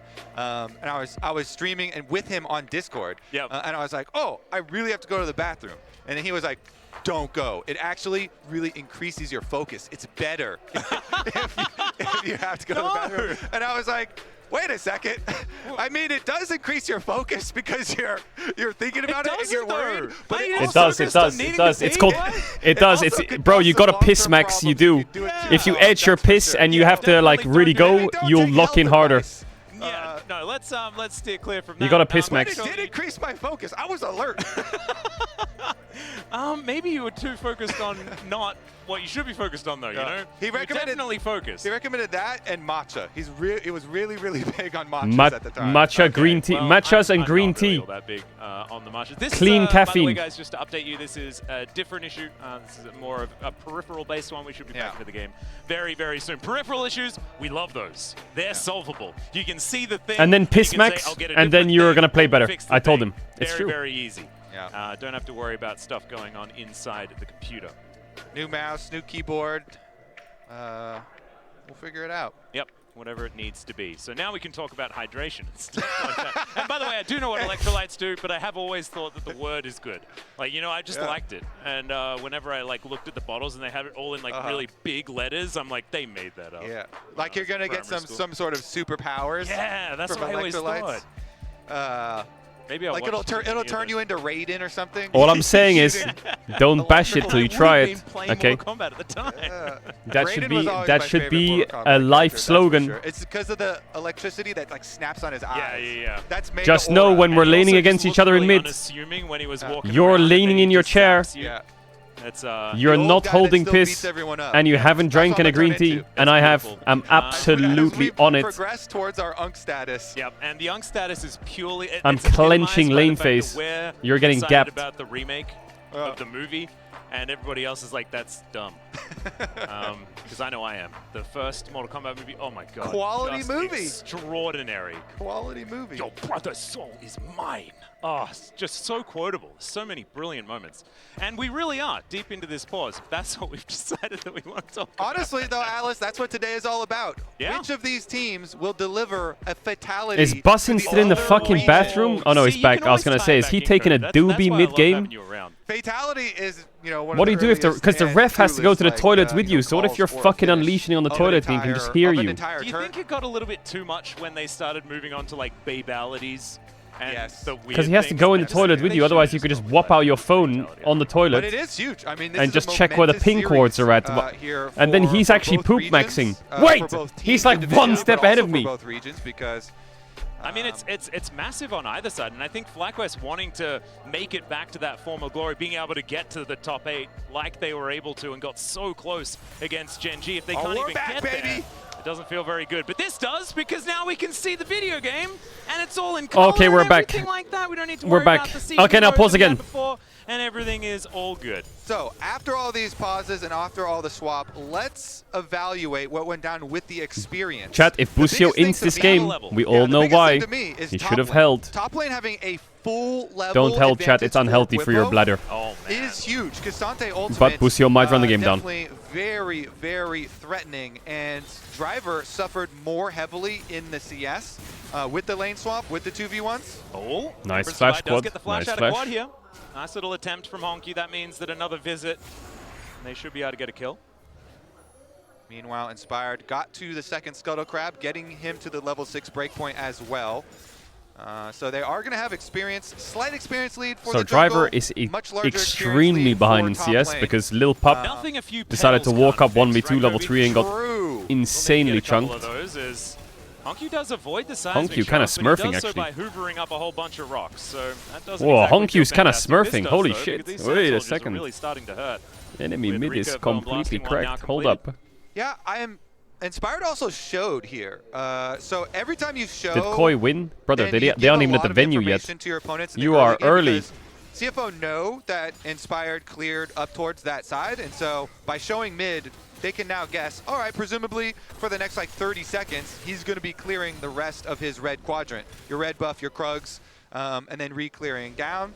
It's not the biggest of deals because they do know what your jungle path was from the beginning, but it just makes it certain so they can... Getting the confirmation is, I think, a big deal. Yeah, especially when you finally have your level 6 on Vi, and you want to use what we were talking about in Champ Select. The Vi ultimate guarantees Bussin' you a has seismic TP. shove play. So he's just going to try and get 6 on this wave for so grubs. That extra threat actually kind of good, no? Something that they want to kind of keep hidden in the fog of war, if possible. Yeah, how is Kaiwing's level 4?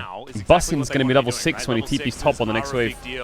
For this composition, FlyQuest map state is crazy good. Sure that their damage is or TP mid, yeah, whatever. He just needs a wave. Into the game as Whippo. They're gonna CFO's gonna press tab here, and Leon is like, I'm just gonna hover on mid here to get level 5. Nice, I'm going to grubs. And Busio's like, yeah, I'm gonna get level 6. Wait, they're giving the grubs. Now, and we'll be able to move into the fog of war. Could be a little bit dangerous as we do see CFO going for these grubs. Yeah, why the fuck are they giving the grubs? The objective trade for the early game. So aren't they way stronger? CFO, I guess Talia has no flash. Is maybe what they're scared of against their champs. The grubs for these turret plates. Doggo we'll W how forwards. Much extra money this does result in the early game, especially. And if FlyQuest focus on the dragon stacking will pay off. Of course, this FlyQuest squad is looking a Azir lot with 3 grubs when Azir is like ahead is a bit stacking, concerning. So that they can put that pressure onto CFO in the mid game. And the unfortunate thing is, 2 of the best souls are now removed. So we'll have to see what is going to be the soul moving later on, as we do get that second Drake going down. But it's not going to be Infernal or Hextech. They could have just won the game, right? If you get them with this composition, if you can make that snowball work, it doesn't quite matter as much what the composition is if you can keep rolling that one down the hill and grab that soul early. As Busio taking a lot of damage here. Pulverize onto 2 as Masu trying to get that follow-up damage. Doggo does just use the barrier to make sure that he stays as healthy as possible, and it's a good trade for CFO. Yeah, it certainly is. Get that Alistar fairly low, healing back up with the passive. A little bit of sustain there for Busio. And Inspired is trekking his way over here on the Vi. So we'll see after Krugs if he just goes back into another re-clear. They put Talia bot, Cassante mid. Because they're scared of what? Are they scared of Talia getting shuffled? Wolves, but there's possible options for them or to get a little bit fancy with it. They have, of course, swapped their solo laners as well. So Whipple comes back down here. Since he does have plenty of magic resist with both solo laners being AP threats. Yeah, feels a bit good, doesn't it? Kaiwing's down a level, but Doggo's up a level, so worth, I guess. Yeah, I mean, if you're going to lane a melee into a mid lane matchup, into one of these mages, having the early phase start out pretty smoothly and getting a bunch of money to just buy a bunch of magic resist, and especially the extra regeneration that you get off of the cowl, is so nice for laning, because even if the Azir is attacking you with soldiers and stuff, you just move on up there, and Cassante has. They should just stop playing so topside here, CFO. They can start murdering this tower. The early itemization, but here we go. We might get a little bit of a scrap as Jinja heads up towards you have the sweeper? FlyQuest No, you don't duo. have sweeper. Yeah, we do have level 6 base for finally Sunless hit Sky. for Kaiwing as he's waiting in this brush. Doesn't look like they really want to find too much though, and especially with the Unbreakable Will there. Busio isn't really a target. Masu's hard to get onto because of the range that he does have. Why isn't Sintar still in base? Just got a little bit of a snare coming on. Oh, and he procs the Jin trap. Ay. Out he will go. It is interesting because the experience leads still hold for all the places that we talked about for FlyQuest. Whippo still with his. Bottom side, Driver is going to be the target, though. Undivable, right? Be really undivable. Right? Because he's already behind. Oops, the wave. Get even worse. The Equalizer goes down just to clear out the wave. And that looks to be exactly what FlyQuest now Doggo base and go spotter. Now they're going to slink back towards Doggo. Inspired, going to see what else he can collect. Looks like it's going to be Scuttle He's first, going mid. That works too. He's going back top. As much jungle as he Warum? possibly can to continue getting himself. Are they going to trade second Drake for but so top far, tower? everything has been pretty Are you quiet. getting that top tower? I don't know, man. Pretty quiet. A little bit of extra efficiency, I would say, on the FlyQuest side. Yep. Namely from Inspired with his jungle farm. Jinja, we've seen a couple times where he hesitates around top side, kind of wants to make a play, either calls it off himself or gets interrupted. And I don't know if they're Jinja getting this top tower. Slightly behind. It's going to take them a jungle, while to set up. That being said, the carries for CFO have their own leads here. Both Hongq and Doggo with some slight extra gold to their names. Yep. Hongq, of course, very comfortable on this Azir as well. His record is... Maybe he's just going to base for Triforce here? They do a lot of winning. No, doesn't have so it? it is Yeah, he hard is. to Okay, really they are going to go gauge Drake. exactly what it Beautiful. all means on the international stage. So they went top for 2 waves, and now they're going to go well bot. Or mid, whatever. Yeah, Surely. It's actually crazy how much winning. Okay, so you just this want the team Triforce. does. I mean, Jinja has won 7 regional titles in a row. Everyone that he has played in there in the LCP/PCS. And we'll see if they can continue on the international stage.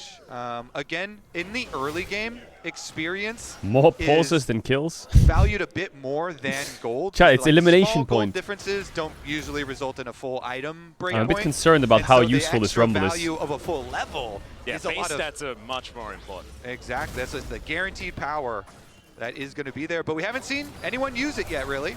Oh What the fuck, Doggo? Why does Doggo Corki do so much damage? Now we definitely know It's mental. So the item breakpoints definitely do hurt when one of them is a Trinity Force. Maybe this is one of those lessons. Like, AD carries really like items I know he has because they can do Triforce, that but with them. what? Yeah, What the fuck? especially... Oh, Soulflare double slow does come on through, but that's not quite enough to go for too much. Oh, I say that.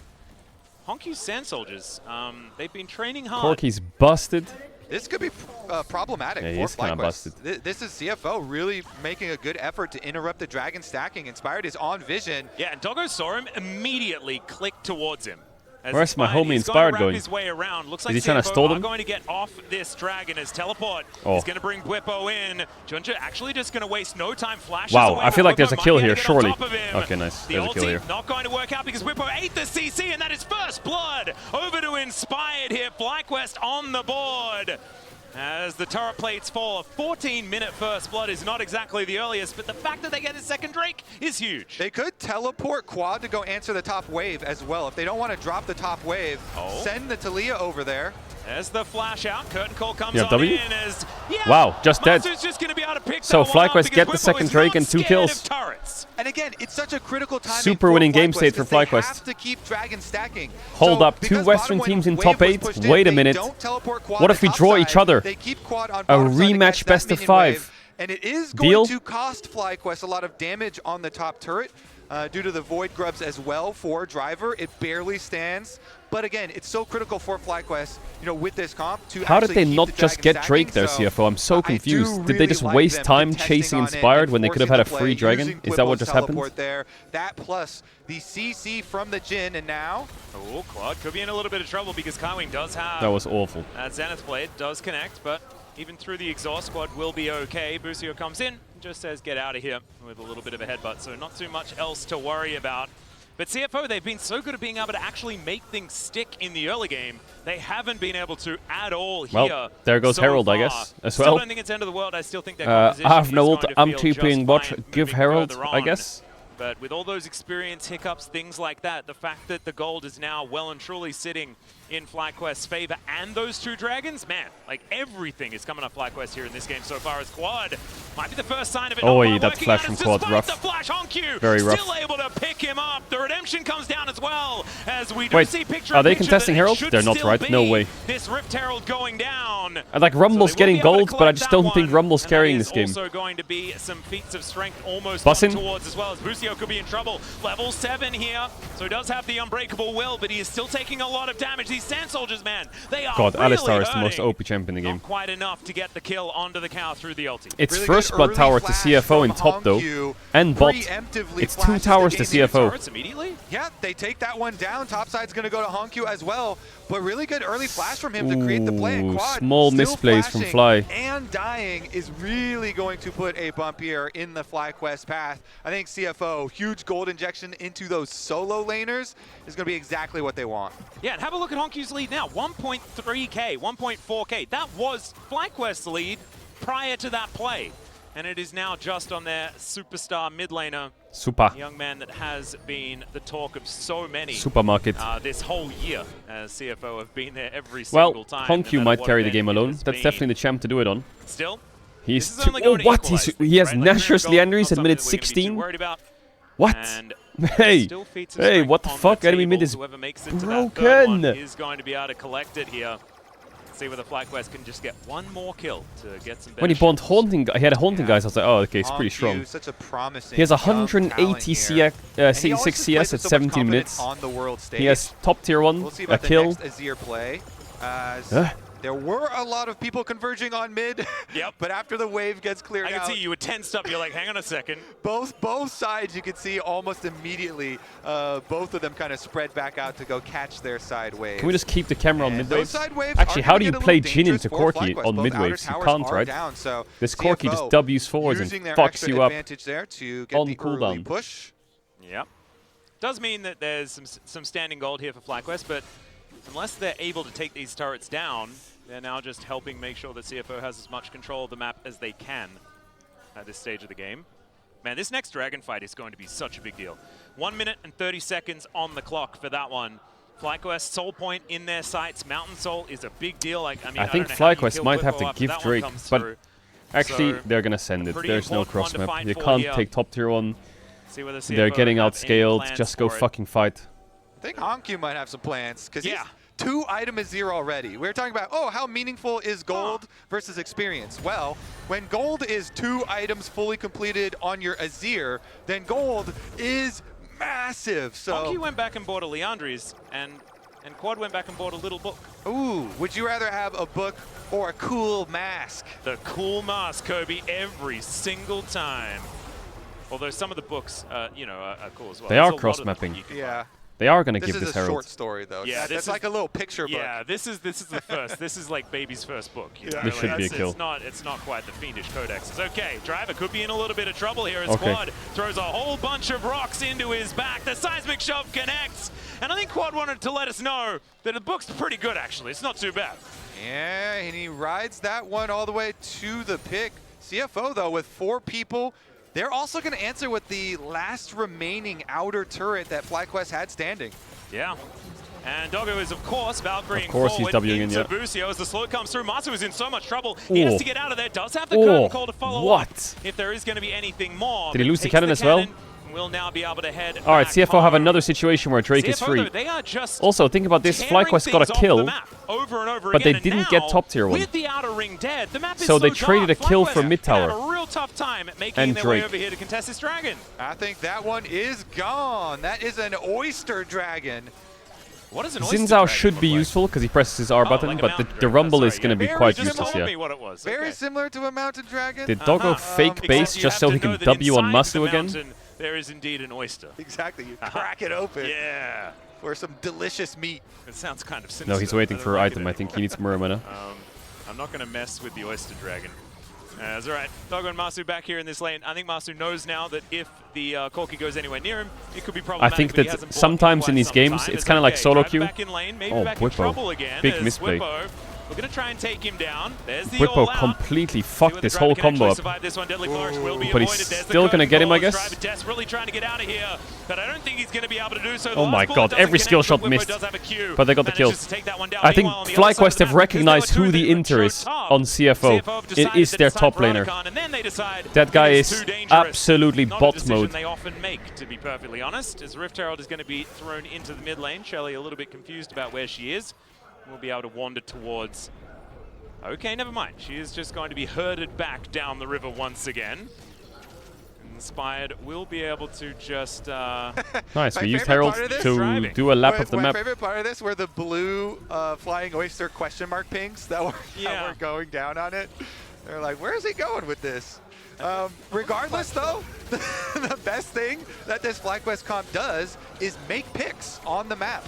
CFO, though, they're starting back great up. Atakan start. Is this just gone? I mean, it is free. Is it free? There's a ward. Things are very, very dark on this map right now. Busio is going to rotate his way down. CFO have all the information they need. This is just gone. Yeah, it's gone. And you were talking about the great experience Atakan for top tower. of the early Doggo, game that's an Alistar. Series. Why are you Wing in? That might be and now you're flashing out. Doggo does get himself over the right side of the wall. Is that guy Driver mental? desperately wanted to do the same Was he thing, Wing onto an Alistar? He literally just W'd onto an Alistar's head and got knocked up and then flashed out. You can tell FlyQuest were so confused there. They had no idea where CFO were because Whippo just teleported to his own secondary tower when he was split pushing on top side and had finished up that top tower. FlyQuest had no idea. They were completely Wait, did Whippo TP from here by to that play here? from CFO, While they were on They Atacon? saw them and they got the Otacon, you know, announcement even. He still panics. Yeah. He thought people were coming for him. I mean, they do have a I don't think he panicked. I think he put his mouse on a ward to TP. Feels like but he minimap clicked by accident. He probably like swung his mouse down to TP. 100%. Well, Kaiwi might be confused now because Whippo is just going to come out of the brush. I can tell you for a fact he sees 4 or 5 bots and he's Whippo. Whippo doesn't TP out. It's all right. We did manage, like, okay, despite FlyQuest's best abilities, they are 2k gold up. 3k gold up even. What the fuck? They're top jungle. It is concerning, though. I would say so. And I think this was one of the issues when we were watching them just a couple of days ago as well, is like fully understanding. Despite their best efforts, they are still winning the game. Could happen. But I mean, FlyQuest did manage to get 2 Barons in their last game, even though they lost, right? Like, I don't know. This was a weird moment. This was a very weird moment. Because they had already started fighting them by the Otacon, seeing multiple members. Technically not all of them. Maybe it's just like the assumed reset. They also, yeah. All right, well, good plays from Flying Oysters, though. You know what this reminds me of? It reminds me of like when you're playing a solo queue game and the game is free fucking win, but people just keep running in and dying. And you're like typing in chat, guys, if we just group, it's 1. Off of the Cassante here. Maybe it was like there was like a vision bamboozlement that we missed, and there's a really clever vision bamboozlement that happened as the wall is going to come on down here. Kaiwing just flashes over the top, and it's going to be able to keep him safe, but that is a big investment as far as summon a spell that is going to be employed. So CFO without that to engage some fights could be a big deal, as under a minute until this next dragon. Next dragon. Let's see if they get back on track here.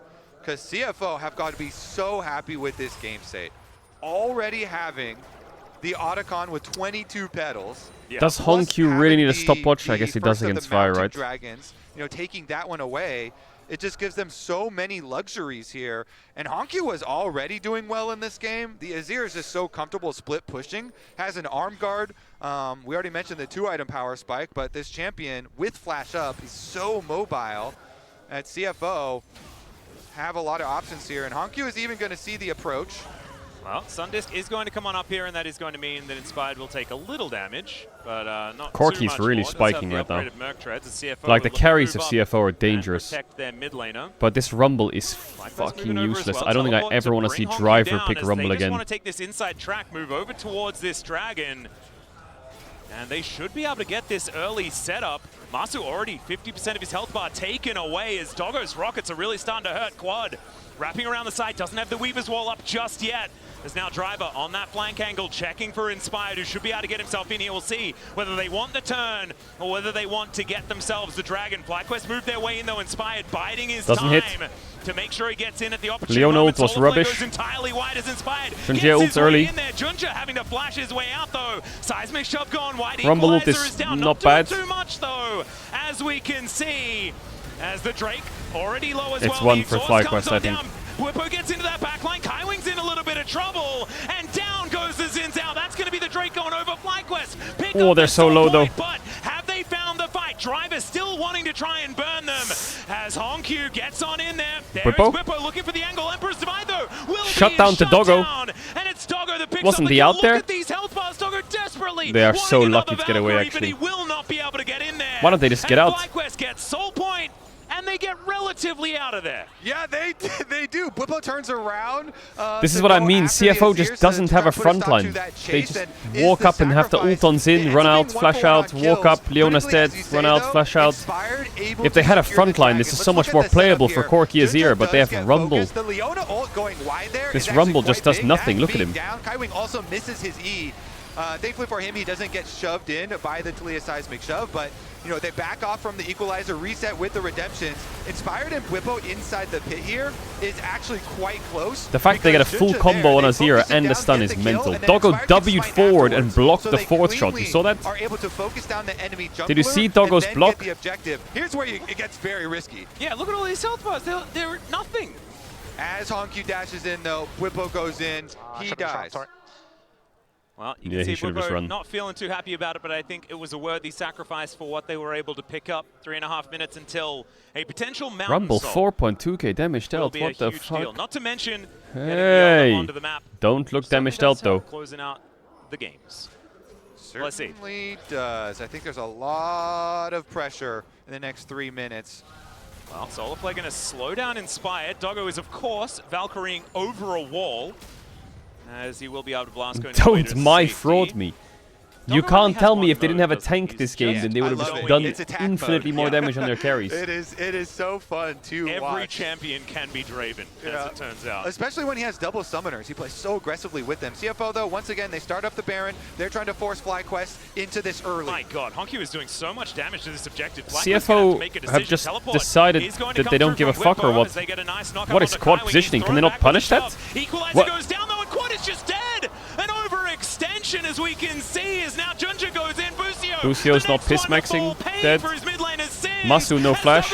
Oh my God, they've just lost the game. Well, they haven't lost the game, but that is not going to stop CFO. You can't go in there, can you? This Baron and getting a big lead. Never mind though, it's a kill. That's going to go down first. Inspired dead though. that, but Emperor's Divide He has flash. No, he doesn't. Well, he does, but he's too far from the wall. Oi, quad. I don't think quad knew that Corki was in the lane brush. CFO, they turn around on quad and immediately punish him for I don't think quad knew that Corki was in this brush, but he just showed on midwave. Look at Corki. He jumps up right into Kai Well, it's still awful. He's just dead anyway. So CFO there, I mean, on Talia, when you ult, you can't jump off the wall straight away. So if you travel a little bit of distance, you're forced to go that far. And I think that's kind of what happened. He wanted to jump off earlier, but you can't.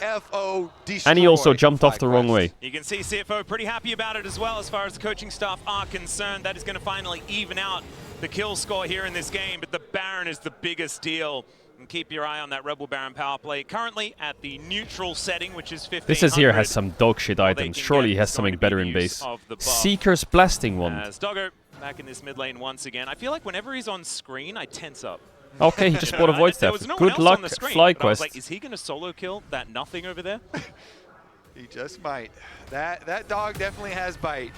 So does Honkyu as well, by the way. The bird also has bite, and Honkyu still has his flash. He didn't have to use his flash in the last massacre that we just witnessed. And so it's a level 17 Azir with a big lead. Junja, though? Yeah, Junja is in a little bit of trouble, able to flash out of the way of the seismic shove. He has and there's flash, not a whole lot and he of has damage redemption. available to take him out when his ultimate's running. And he has Doggo. Oh, Quad got hit by the Leon ult. Oh no. Oh God. Oh, it's a disaster. What is Inspired doing? What is that an engage? What the fuck? Oh, they're rage inting. Oh no, they're rage inting. Trying to ult him into the sky. And CFO, this could be them just marching up the mid lane and taking out the first inhibitor of the game. Yeah, I think they might destroy quite a bit of the FlyQuest base here. Oh lord, it's actually just... It's gone from winning position for FlyQuest, like really good. In 2 minutes, they've lost the game. Run right past it and look for the end. Well, we'll see whether they can do it right here, right 2 minutes. now. There are 2 siege minions making it so The game ended. difficult. The curtains have been called. Or bot lane set.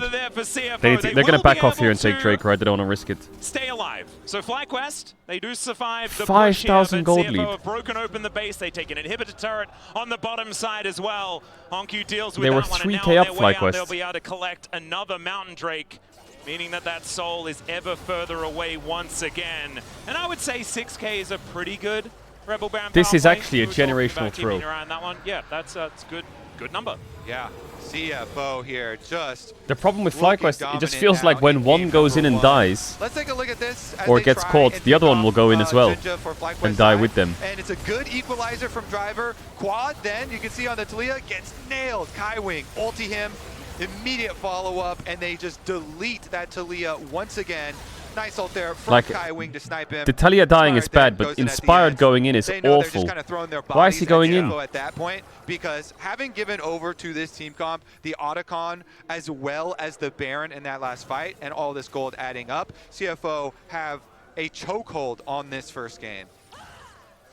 Well, now, Inspired, it's going to have to be these Hail Mary plays. And I actually like this. We've seen this from a lot of players in the past. Inspired himself has done it before. When you're feeling down and out, Just find a spot to stand as Vi so you can kill the guy that does the damage. Ah, yes, Doggo. Walk up into 5 people and W away from Cassante, W in melee range to force an engage. Like, what happens if he gets hit by anything there? He has no flash, and he's a 1k shutdown, and he's no vision in that brush next to him.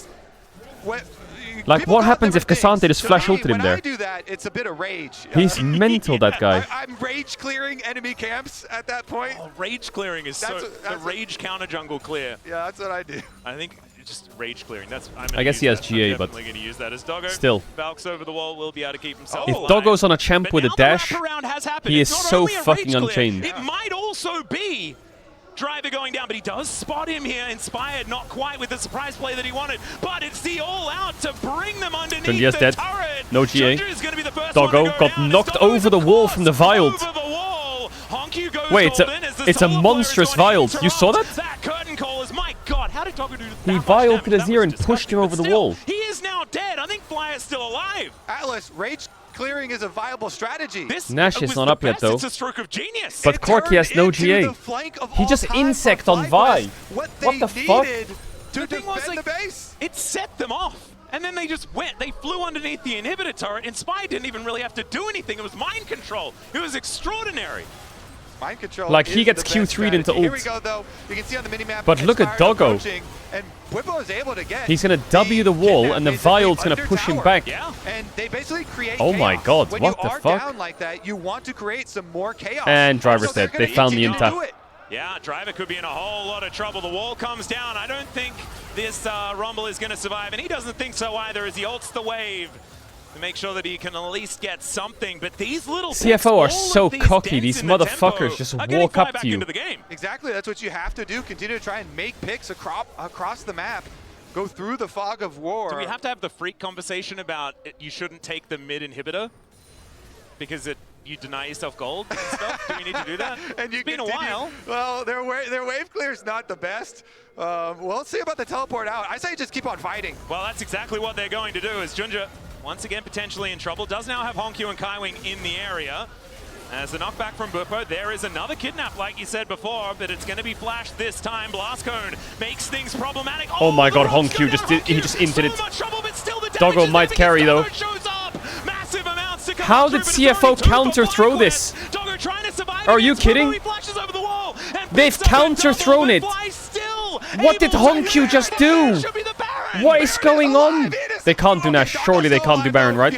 Quad has no TP and Rumble's up. Unless Masu can like solo kill him somehow. As Masu gets himself in there, it's looking like they're not going to go for this Baron, but FlyQuest, I mean, I was writing the obituary, man. Like, this is not what They're trying to force it. Talia can ult back, actually. Keep the chaos going. They want to keep the chaos rolling here, forcing and forcing. They can't do this, can they? But CFO are doing Jhin can't hit it. Taking the bait here very quickly. Talia's can ult in, but FlyQuest way too long to do the Baron, so they're not running into it. Yeah, Weaver's wall goes down. I mean, does Leona have spellbook? Oh, that Rumble ult hurts. He's still going to do so much. Doggo. Oh, Quad got knocked up. Oh god. Oh god. Masu's fighting against Rumble. Inspired screaming for the Baron. Doggo's like flanking them. Driver stopwatches. Inspired GA. Quad's gonna die. Masu's gonna die. Inspired's gonna die. And now can they just end mid? Is that it? There are a few Barons left up here for FlyQuest, but there's no people. Yeah, there's only an Alistar and a Cassante to They have a wave coming mid. CFO are going to come and they're going to try 45-second respawns. Right, let's see whether they can make that one happen as Honkyu shifts some Busio needs to get the wave. To get himself towards Whippo, whose health bar is extraordinarily large. Driver looking for the flanking Busio, and Junju's going to catch him because he's walking up mid lane to get back to his team. He's holding the wave. It's the Marn strategy yet again. It's enough, it's enough, it's enough. Is it enough? I don't know, is it enough? To work as CFO, they're going to move back. They're It's going to enough. get themselves their own soul point. Bro, but it did save what the is game. going on? It did say, never mind. Maybe it's a complete fiesta. It's just ridiculous. It certainly bought them some time, It Atlas. bought them some time. They might have been coming back to the Dragon anyway. However, it did look a little bit. I got flashbacks, to that Maokai this, and this. to stop the When end they of the get game. IE and Rabadons, It does buy them some time. GG, those carries are fucking disgustingly broken. Does Doggo have IE in base? Because he has GA coming up as well. A bit longer here. Again, got to clear out some of this vision and continue to try and make some picks. They have so much CC to try and do it. Not able to stop the back here is Inspired. Wanted to try and catch Driver once again, but not going to happen this time around. And yeah, this game is quite Azir is crazy. farming the whole jungle. Junji is Horizon leashing everything for him. Yeah, that's valid. Over 100 CS. 200 CS Rumble at 37 minutes. Yeah. I was like, my top laner is useful. That's yeah. a Rumble. The second question is, does that Flame Horizon matter? Probably. Or does Doggo being full build Corki?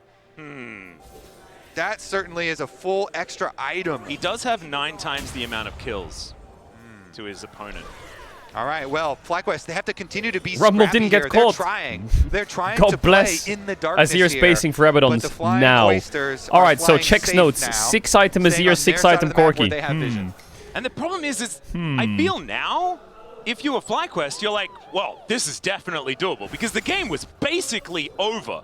And so it feels like the tempo. Okay, Doggo's GA is up as well now. I was going to say, why is that cooldown so freaky? We've got nothing to lose in this game. Like, it was a done deal. Well, the damage on CFO is absolutely mental. It's kind of like a freebie. And let's see whether CFO can keep themselves in it because they have almost thrown it away. Biggest problem to me for FlyQuest now is when you try and make a pick, there are 2 Zhonyas on both solo laners for CFO, and then the Guardian Angel on Doggo is already available, and Jinja's is close to being available. Yeah, So the you have to 6 items on the Azir is problematic for the... Yeah, for everybody. Yeah, everybody. Like, Doggo wants to get a pentakill, he can't, because his mid laner does way too much damage. I mean, it's not just FlyQuest that have issue with it. He has Collector instead of LDR. Bro, it doesn't really matter what his items are. I'm sure he'll buy it later, Thankfully, it is mid LDR. lane, so it's the easiest one to cover. But we have synchronized timers between these 2 objectives, Kobe. So, quad stack Mountain Soul or a Baron might be the choice they'll have to make. Let's track Inspired again, because Inspired is taking another long venture into the other side of the map. I feel like he's feeling better though now, so I don't think we can call it the same thing. I mean, it worked last time. He went for Raptors and then topside Scuttle, and then they saved the game. So now he takes Krugs. These are the kind of things you have to do on Vi. Surely but I think CFO sniff I mean, it. it is golden experience They that are they wouldn't have been able to get Susi before. Baka. Yep. This time, they had confidence in CFO not pushing for the end. So he is able to steal that one away. He's kind of deep. Actually cancels it here as the control ward is going to be taken down. Junja, no idea that there is a Vi lying in wait, but Kaiwing might get word of it. Will the back actually go through? It will. Nicely done. And Emote's on his way out. That's clean. GA for Inspired coming up. This game's weird, Kobe. This is a very weird game. I love it. Weird is good. All of the pressure, it kind of distracts you from the fact that this is the last day of Swiss, and this is elimination promotion. And you can tell like there's so much more layered on top, right? There's so many reps of playing out these late game like set plays, right? Inspired but then is there's also constantly trying to push out these side whips. Of having to go home here and missing out on that top 8. And for both of these teams, that is a huge deal. CFO, an incredible year for this team. Jin has a decent amount of damage. Wanting to make it back to that knockout stage once again. See whether they can get further. CFO looking to try and get a little bit of siege happening. It's not a massive amount of range for this squad, and so not quite working just yet. Solar Flare once again, just going to be a pretty circle and not much more. Souls in 50. And Junja gonna get knocked up. Oh my god, look at this. As soon as Honkyu does anything, someone almost dies. So they have to be so incredibly careful as the inhibitor going to be coming back up very, very shortly. As Driver, possible flank angle here, but there is a teleport 30 seconds to bring Kaiwing towards but the Baron mid is lane. spawning at the same time. There it is. Thank you, picture in picture. I feel like this game has almost 100% equalized. We'll ask Driver about that one in the next fight. I felt it coming. Corki sold Collector for LDR. I know, it felt like you had to. Exactly. Now you know how I feel every day. Oh my god, the Azir damage. Biggest difference though, of course, extra full item on both CFO carries. So they have so much power here, but FlyQuest... Whippo going in, there's the wall Yes, the as well. bot shade does. Keeping himself relatively safe this time as Honkyu goes gold. Flashes the Seismic combos. shove is going to be avoided with the flash, but Whippo dead. picks him up, but he's not going to be Oh, able they're to melting them. Inspired flashes in. Doggo, you fucking... What the fuck? Busio's there. They need to kill Honkyu and down he goes. What did Doggo just do? Flashed on though by drivers looking to burn down Masu. Doggo's still alive as well, and the rest of CFO. What is this shit fest? Onslaught on the other side of the fight. Down goes Inspired. What is this shit fest? Why did Doggo do that? Gonna be able to make his way out. I know he has GA, but why? Why are you doing that? Soul might be coming in first. That's the Soul for what the sure. Fuck? Quad and Masu were at the very least able to take down Driver. So that is are they trying to two-man Baron with Talia and Jhin? Now though, there's a ward behind Baron that saw FlyQuest go over to this. So Vas? this desperate play from is this Quad gonna work? Masu, it is known to CFO, and they're not gonna let him get away with it. Yeah, Doggo. Doggo stands there menacingly. There is the Mountain Soul to come on in as Doggo walks on forward. Sees Quad at Oh, you know Doggo sniffs it. They can get themselves in. It's just one auto. Rocket. And Quad will die. Rocket. Gives him the thumbs up, but isn't able to kill him. And the blast cone for the They can take Nash as well themselves now, can't they? CFO, they don't lose the Baron, and they should be able to take it themselves. This here is with just a quad mental, by the way. Mountain Drake, Mountain Soul, and Can we just look at this? And an open door 4 on Mountain the Dragons? They should be able to finish 4? this game, but I've said that before. This time feels a little bit more true. Well, well, well. 3 holes in the ground. now we'll approach the FlyQuest base. One Rumble has more time 230 for armor. CFO. As you said, they have I guess CFO needed frontline, and now they have it. Ready to finish this game. Do I think that they are going to? No idea. Still no idea. FlyQuest, they really need the magic now. Can they come up with something spectacular? Oh, Inspired was going for it again, but this time I don't know if was CFO spotted can by end, CFO. you know. Kaiwing and Junja I think this together. might be an Elder game. Ready to try and collect him. I think he's out, so it should be all right. I will say there is now no Guardian Angel on Doggo, as well as no Flash. But I think that CFO, as long as they just play safe with their battle lines, and they don't have both carries right next to each other, then they should be okay to just slowly move it in. And now we've just broached 10 seconds over the longest game at Worlds, which we did just have yesterday. Great job all around, everybody. 51. The games are getting longer. It should be 2 minutes as we're easy. seeing as But I think Inspire is going to push top wave, so this bottom one's certainly going to go down as Whippo I looking think like that he's might be it defending unless this. someone When makes a comes mistake on lightning comes through, FlyQuest. and that health bar on the Cassante is so massive. But these inhibs are still going to go down the flank angle there from Inspired. He still wants to look for it as they're under Nexus or turrets HonkQ sends it. now. Driver. Or Inspired sends it. Wanted to see what's going on. I believe spotted Nexus him towers just don't there. really The matter. first Nexus turret going to be lying They'll on the floor. respawn. They need to pull the trigger if they want to stop CFO from this taking this. But you can see they're playing so carefully as CFO not wanting to take any undue risk. Seismic Shock will big mistake here. HonkQ might die. Oh, nice ult. GG. As well. HonkQ keeps himself alive. Why doesn't Doggo just hit the front line? He always tries to send it. The young player is able to say no to FlyQuest and will now be able snipes to him. take down the Nexus. It took a little longer. CFO 1-0 up. FlyQuest 1 game from being out. CFO finished the job in game Chat, number I need to run a batch of ads over the next break because the pause has fucked the ads. It was 3 minutes until the ads ran during that game. Thank God they ended. So I'm sorry if you get hit by ads. If you want to go walk your fish or feed your dog or whatever you want to do, or yeah, chill for a bit. What a long one as well. This is what elimination games are made of. Blood, sweat, and tears. Equalizers, Sorry. missed positions, turnarounds, comebacks. Oh, man. FlyQuest had this game, man. They had this game multiple times. Till the end, from the draft to now, mountains came up and down. There's so much. Something just looks so wrong in FlyQuest. If you would like to take the space. Can we watch Quad int the entire game at Baron? I just want to watch it. I felt my soul leave my body as Quad Talia ulted with no. The beautiful thing about Azael is he speaks for every NA fan as to probably what they're thinking. And he doesn't say it We're on soul point. in It's a 3K advantage. he This says is it the game. straight up. Like, that is the game. You just can't do that at the international level and expect to win. Like, yes, there's 100 other things that happen. Yes, there's 100 other things that could change, but mistakes are not equal in League of Legends. A mistake like that at that moment in the game by the Baron is just horrible. And I mean, I think Quad had some tough moments where he wasn't able to flash abilities in other games and other series here, you know, that he would be unhappy about. But this one is just straight up unacceptable. And I feel like as soon as I saw that, I'm like, well, that's the game. You just lost the game.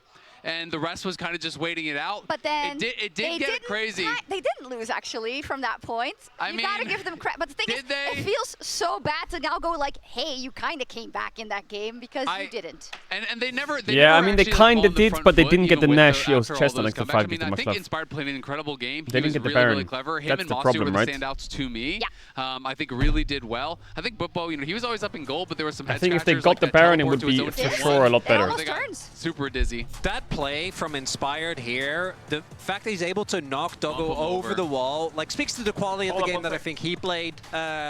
Obviously in a game as long as this, everyone in that moments that make you scratch your head, but really, what is kind of insane to me is that it feels like we had a flip of what we praised both teams for, because I was expecting Fly to be way better objective control. I think CFO ran the early game here in tempo, even not taking into account the quad play. After the Dragons, I think, like the first Dragons. There were multiple occasions where Fly would get a pick, yet CFO would get the objective. And that's something that I think normally I would expect more from this team. I mean, we got the first 2 Dragons, we were up in gold, and then we were super late for the 3rd Dragon, kind of gave that way uncontested. There was the one pick. Then the Otacon play where we were just kind of nowhere to be seen at the Otacon. So yeah, those to me were kind of head scratchers, and that is like, maybe you're just sweating too much and you're thinking about all these things and you're losing track of like what is the obvious play you should be doing next. That's an elimination game for you, right? It's like all these things that sometimes in the LTA you would have done 17 times per weekend, you cannot do here because of the circumstances. And then if we have to look, or if we're gonna look at CFO, I think it is very impressive that they had the presence of mind to be ahead on those plays. Let's say the Otacon. Also, to pilot a game where it is incredibly close and they can feel it. They know they cannot take one step out of order or they will also lose the game. I have to give them tremendous praise for that. And I wanted to see more of Hongkyu. I think we saw it in this game. I think he really stepped it up compared to what we've seen so far. Giving him the Azir was a gamble. We've seen this champion, when piloted well, completely take over games. I think this was a really good example. You could see the importance that Fly could put onto trying to take out one of these extremely fed carries. But Hongkyu, even though sometimes I was holding my breath for him, I think was able to have tremendous impact in this game. Who do you have winning this match? I mean, I will say CFO is a team that kind of like, the problem is when they kind of bash their head into the wall over and over and over until it breaks, you know? When you lose that Baron and when you get this and into the game, it's very inconsistent. I think FlyQuest, if they just play calm who are you supposed to be and hold them at the arm's length and punish their oversteps, the game will be okay. But instead, FlyQuest is like, what if we bash our head into theirs as well? And then maybe we can break them too. I think they're playing CFO's game too much, man. And I've just been non-stop impressed by Doggo. It feels like he's rarely Doggo is just mental. He will trade 100 HP on the enemy carry for his flash. Yes, he will. Azale, a rally cry for your boys. I'm not going to lie, after that, I think it's 2-0 for CFO. If you don't even have faith? I got no faith after that. After the last 2 series, I feel like this team is mental boom. I'm sorry to say it. I hope that I'm wrong. I hope that they can pull it back. But there's the looks on some of their faces on the player cams after some of those plays, to me, it was like... He's right. I think it's over. If there's one thing I've learned from G2 versus FlyQuest and MKOI versus TSW is that I'm not going to be a Game 1 Andy. We'll be right back. That's rule number 1 of watching League of Legends. You can't be a Game 1 Andy. I've been spreading this. Do not be Game 1 Andies. Whippo as they get a nice knock up onto Kaiwing. He's thrown back with the shove. Equalizer goes down though, and Quad is just dead. And Game 1 is the fakest game of the series. The most useless game of the series is Game 1. The most important game of the series is Game 2, always, and Game 5. Game 2 and Game 5, most important, by far.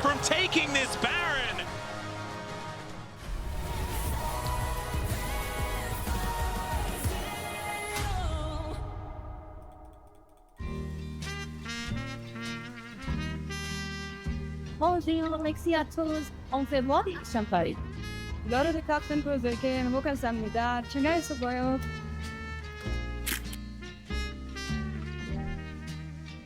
谢谢美心，这感觉上开见。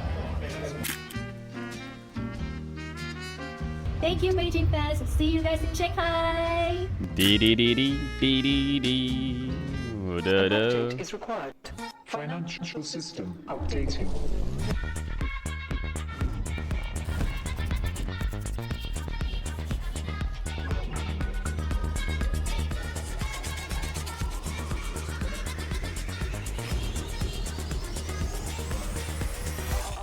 System updated. We will dance. Yeah, FlyQuest do just look tilted. I don't know. They just look like a team that's raging in each other.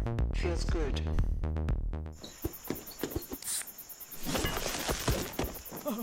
Red Bull gives you wings.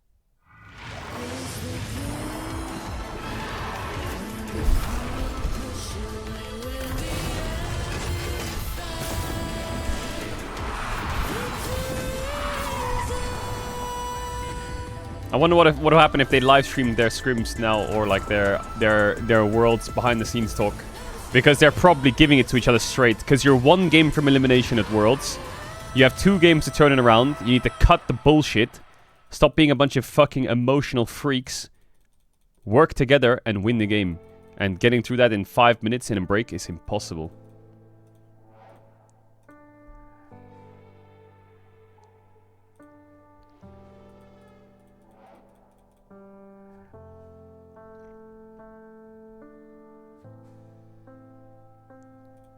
Resetting mentals, man. Resetting mentals. Why do they only have 5. They probably have 5-6 minutes, yeah, because the rest of it's just going to be draft talk, isn't it? They've probably got a lot of time they need to put into draft talk. Or unless they're saying just pick me whatever, let's lose in peace. If they're saying that, then cooked.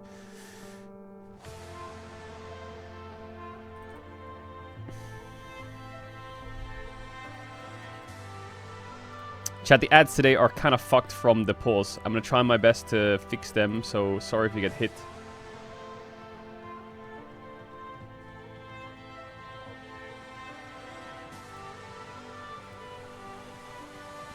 Because it is... Did CFO ban Bard on blue side?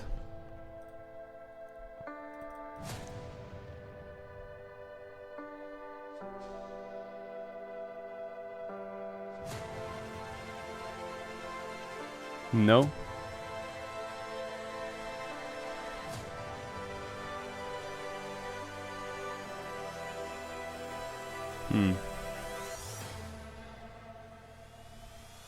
Yeah, there's a quarterfinals draw today. Quarterfinals.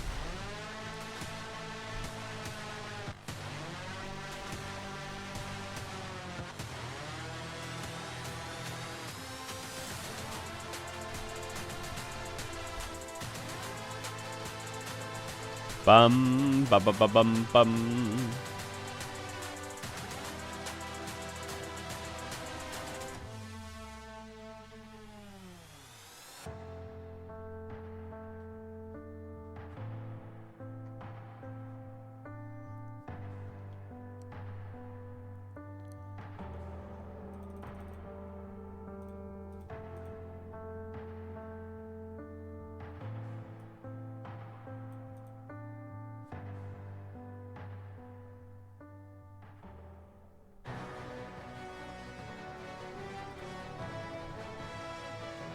Spy Quest.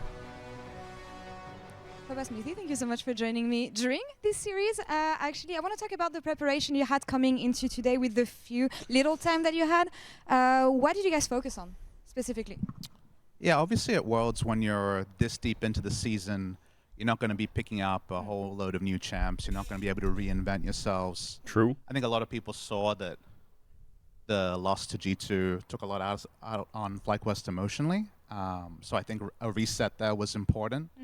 Now that the best of the West side story has kind of like been shelved for now, it's very much about focusing on our opponent today. And obviously we didn't know until the last minute, but CFO is a team that we've been kind of like eyeing for a long time. They've obviously been going to internationals and performing just like we have for the better part of the year. So this is definitely an exciting game for us. And so I think our heads are on right today, and now it's about performing.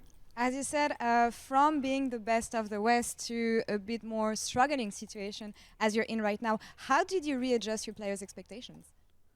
Yeah, it's not all me. Obviously, it's like the whole group coming together, but I think most of it is just when you're in Worlds, when you're in this like time chamber of being in one place for a long time, being in a foreign land for a long time, scrims against tougher and tougher teams, and you have domestically, it's easy to look at things you can't do, like, oh, we can't draft that against a good team, we can't do this against a good team, and you start to lose the things that made you special domestically or at other points in the right year. there. And I think it's always good to take a step back to reassess those things and to remember what the good times look like. And I think we've been able to do that very, very well. That right there, what he just said, is so important. You play against teams all year domestically. You form ideas. Let's take a matchup mid, for example. This mid matchup, I think this. All year long, you play with that info that it's winning. You go to Worlds, you play against Chovy, Knight, Faker, BDD. You play that same matchup, you lose. And then your whole brain sits there and your understanding of the matchups has just been warped instantly. It's not winning anymore. Now what? And it just fucks you up. To refocus after a game like that does take a lot of work. And that's just one example, right? You have to be able to do that at the pro level. You know, sometimes, especially even just as a normal League of Legends player, there are games that I play and I need to immediately cleanse my brain of what just happened. So they need to be able to do that. Sometimes you just have to be able to cleanse what just went down. Of course, you still need to have takeaways from the previous game, like the mistakes that were made.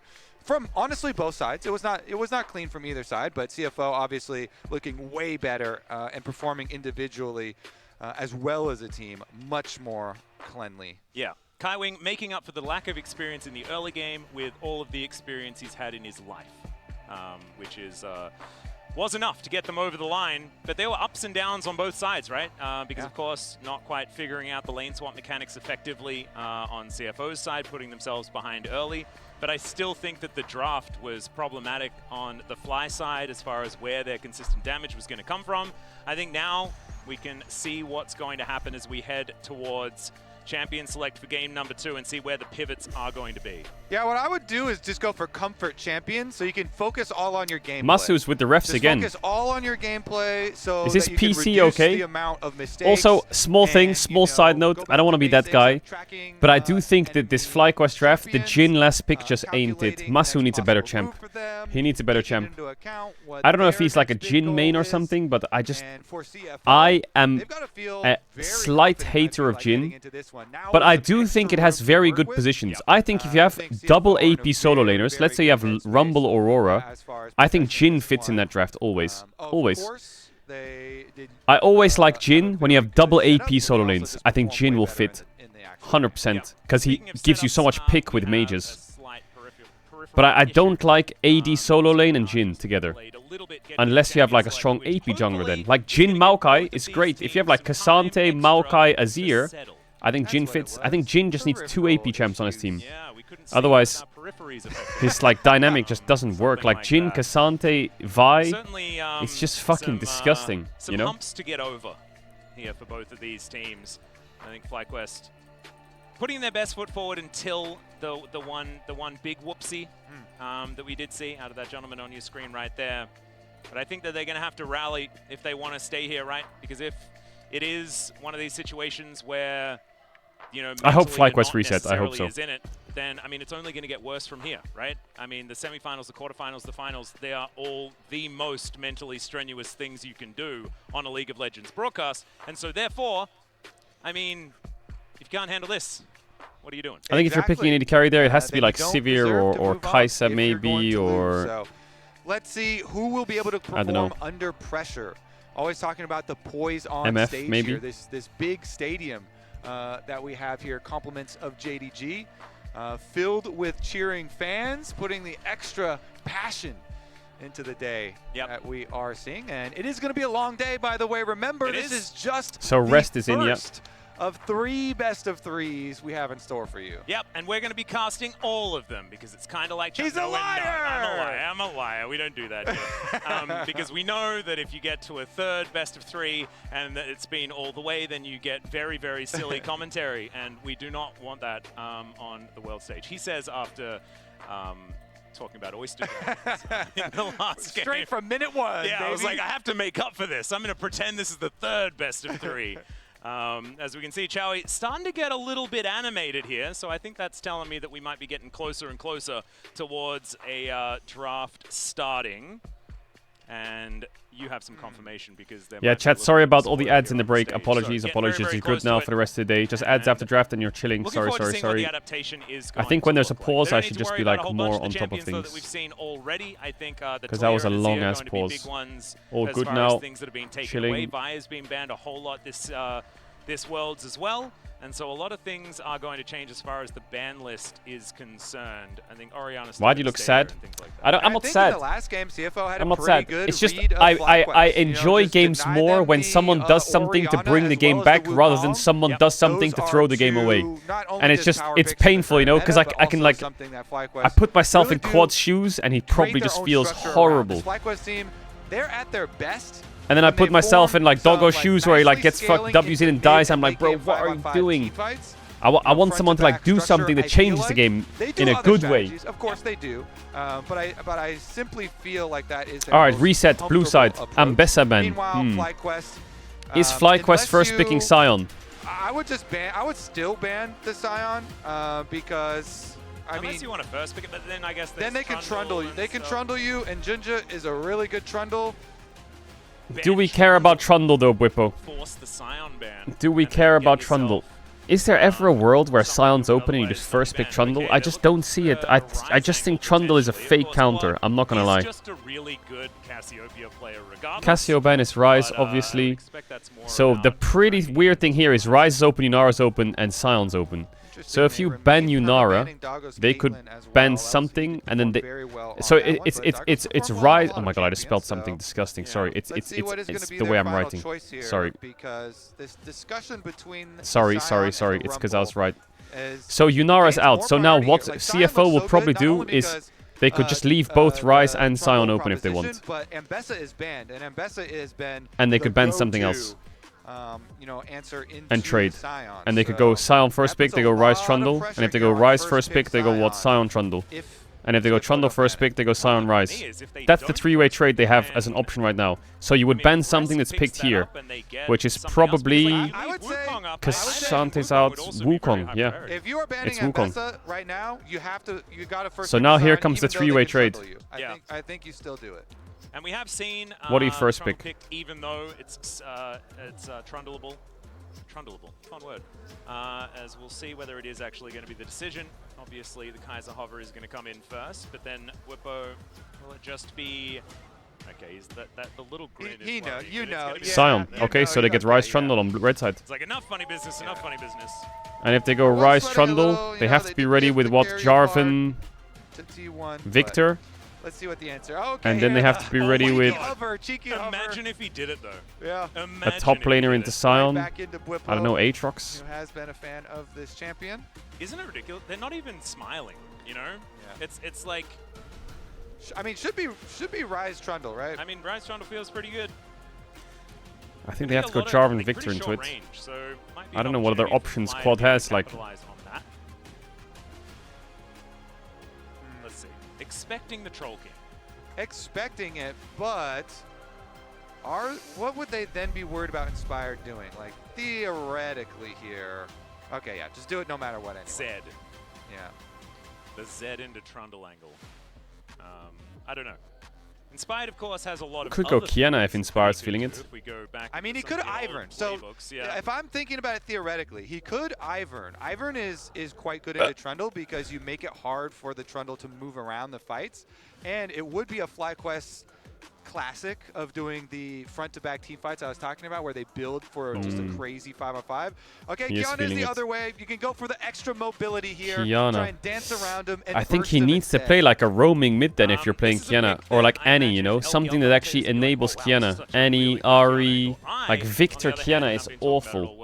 Well, it's not awful, but like Victor Kiana. Needs like something to play with. High tempo, big pace, full send. Yeah. Teach me otherwise as Quad going to go back towards Yanni. Certainly a lot of comfort here for him. And I think Res just has to go, like, Kanavi, he could go Aatrox or Gnar or something, or he could just play, like, Cho'Gath, Ornn. Reduce a little bit of the excitement, but we've definitely had other good Kianas as well. So, all right. Pretty good at the video game too, so I think that we could probably... Quad any? Is he bad at any or what? Trust him to make it work out. Honky, Rek'Sai? Oh yeah, he could go Rek'Sai top, you're right. I don't know. Yeah, you're right actually, yeah, he went Rek'Sai. I always forget about Rek'Sai top. License. There have been only a couple of players that have made this work, as Keen did manage to pick up another win outside of just Flandre. Yeah, I mean, Keen was brutalizing that lane. Like, I don't mind FlyQuest's 1, 2, 3. I personally think Sion Trundle is fake counter. The Rek'Sai counter into Sion really worth it. Got huge extra gold value. Played the lane really well. It is a counter still though, but it's still kind of fake. We'll see if Rest can replicate that success into Whippo's Sion. And now some bans to come on through here. I do feel like CFO want something with a bit of range, something with potentially a bit of safety. Rakan ban. I'm thinking either you go like so what's actually open? Because I think CFO might go Lucian Braum here with Rakan ban. If they would like to, but first going to be focusing on banning away some support so the Busio isn't going to have like Trundle, Rek'Sai are great champs with Braum. And FlyQuest already have like really Lucian Braum I would be very concerned about if I'm Fly. It's very strong defensive bot lane against Kiana any. So the other possibilities of counter engage. They banned Kai'Sa. Yeah, I see Kai'Sa. But the Kai'Sa possibilities. I would also. Do you think Doggo would play Caitlyn in this game? Nah, he wouldn't. Oh, it's banned. What am I saying? Or something was going to show up. Kai'Sa would also actually work out for FlyQuest here, actually. I think FlyQuest need to ban Lucian or Braum. Especially if they ban like Bard here, or Lulu. Does make you less incentivized to build armor if you're going Ezreal ban. Full hybrid build, but the Ezreal actually going to be banned on CFO's side. So maybe my manifestation is actually turned into champions that are going to get banned rather than what's actually going to get picked up. Ezreal ban.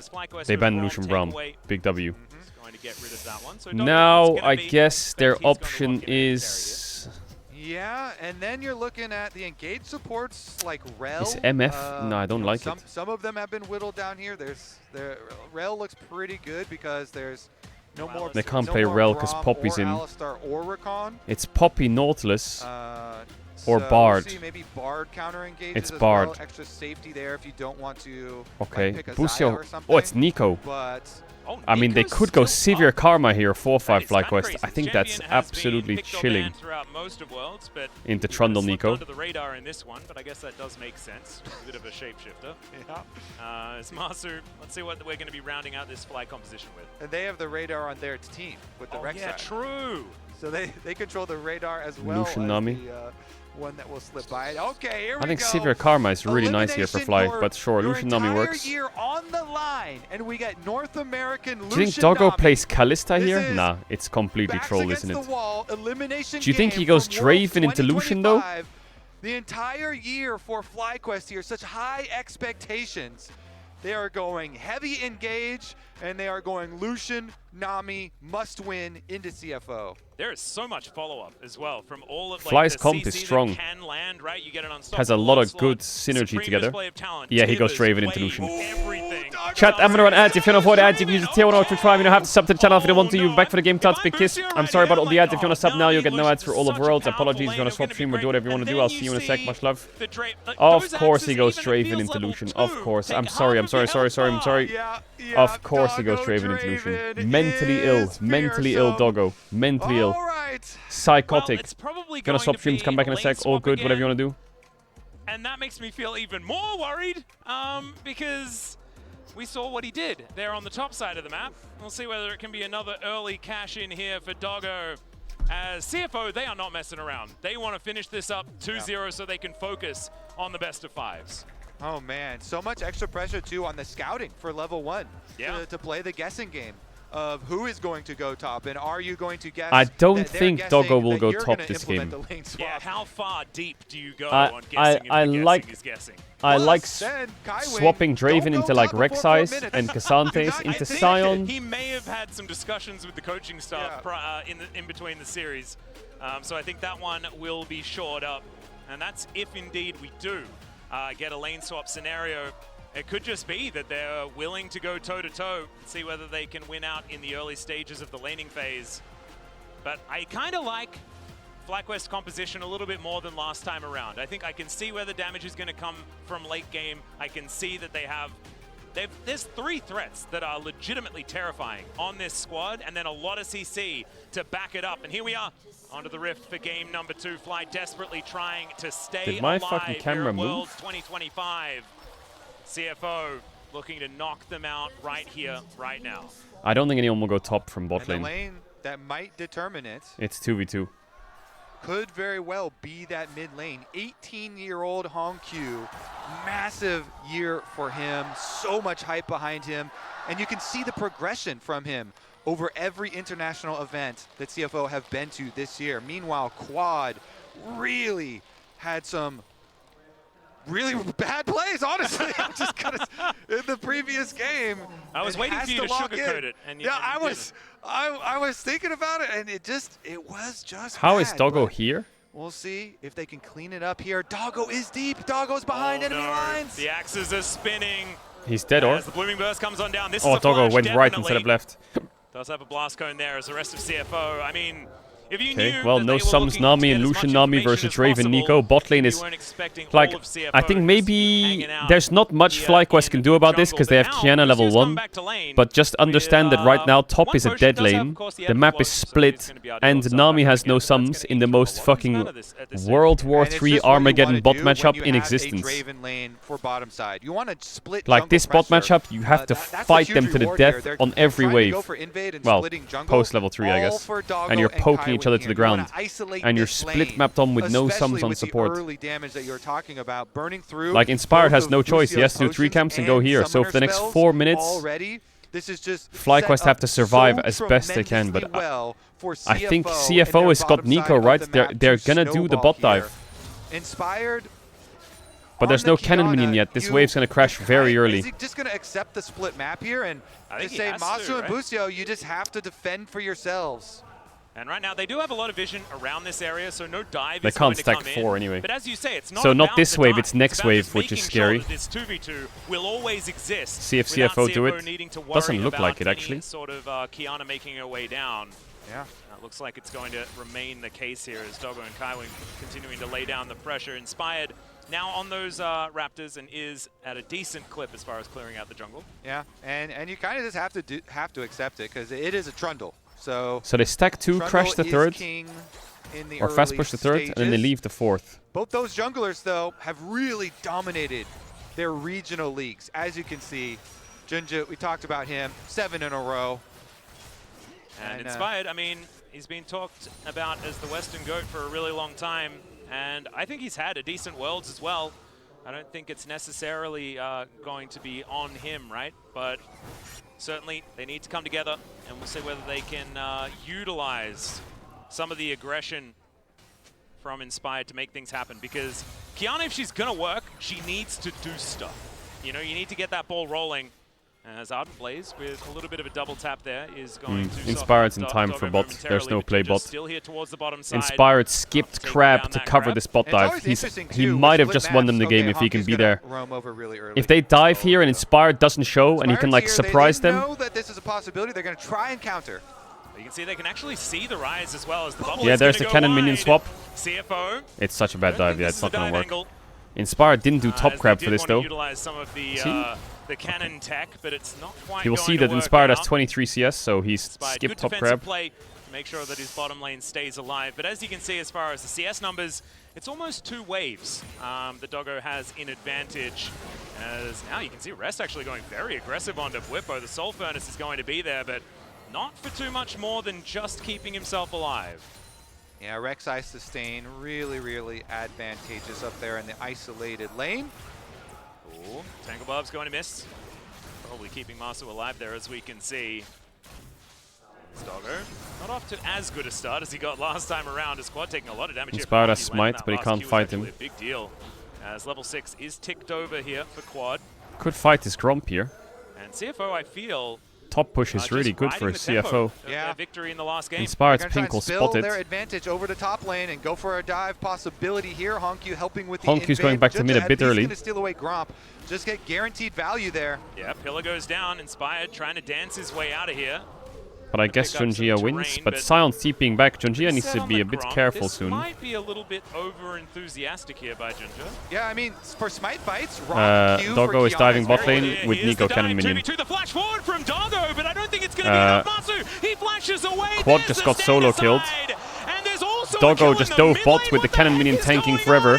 And Inspired died on the Gromp. What the fuck just happened in the last 10 seconds? 1,500 gold lead for CFO. Once again, the Nico can Inspired always died. Into a cannon minion and tank tower shots for Quad got solo killed. Actually days. It was ridiculous. Doggo and Kaiwing 2v2 dove bot.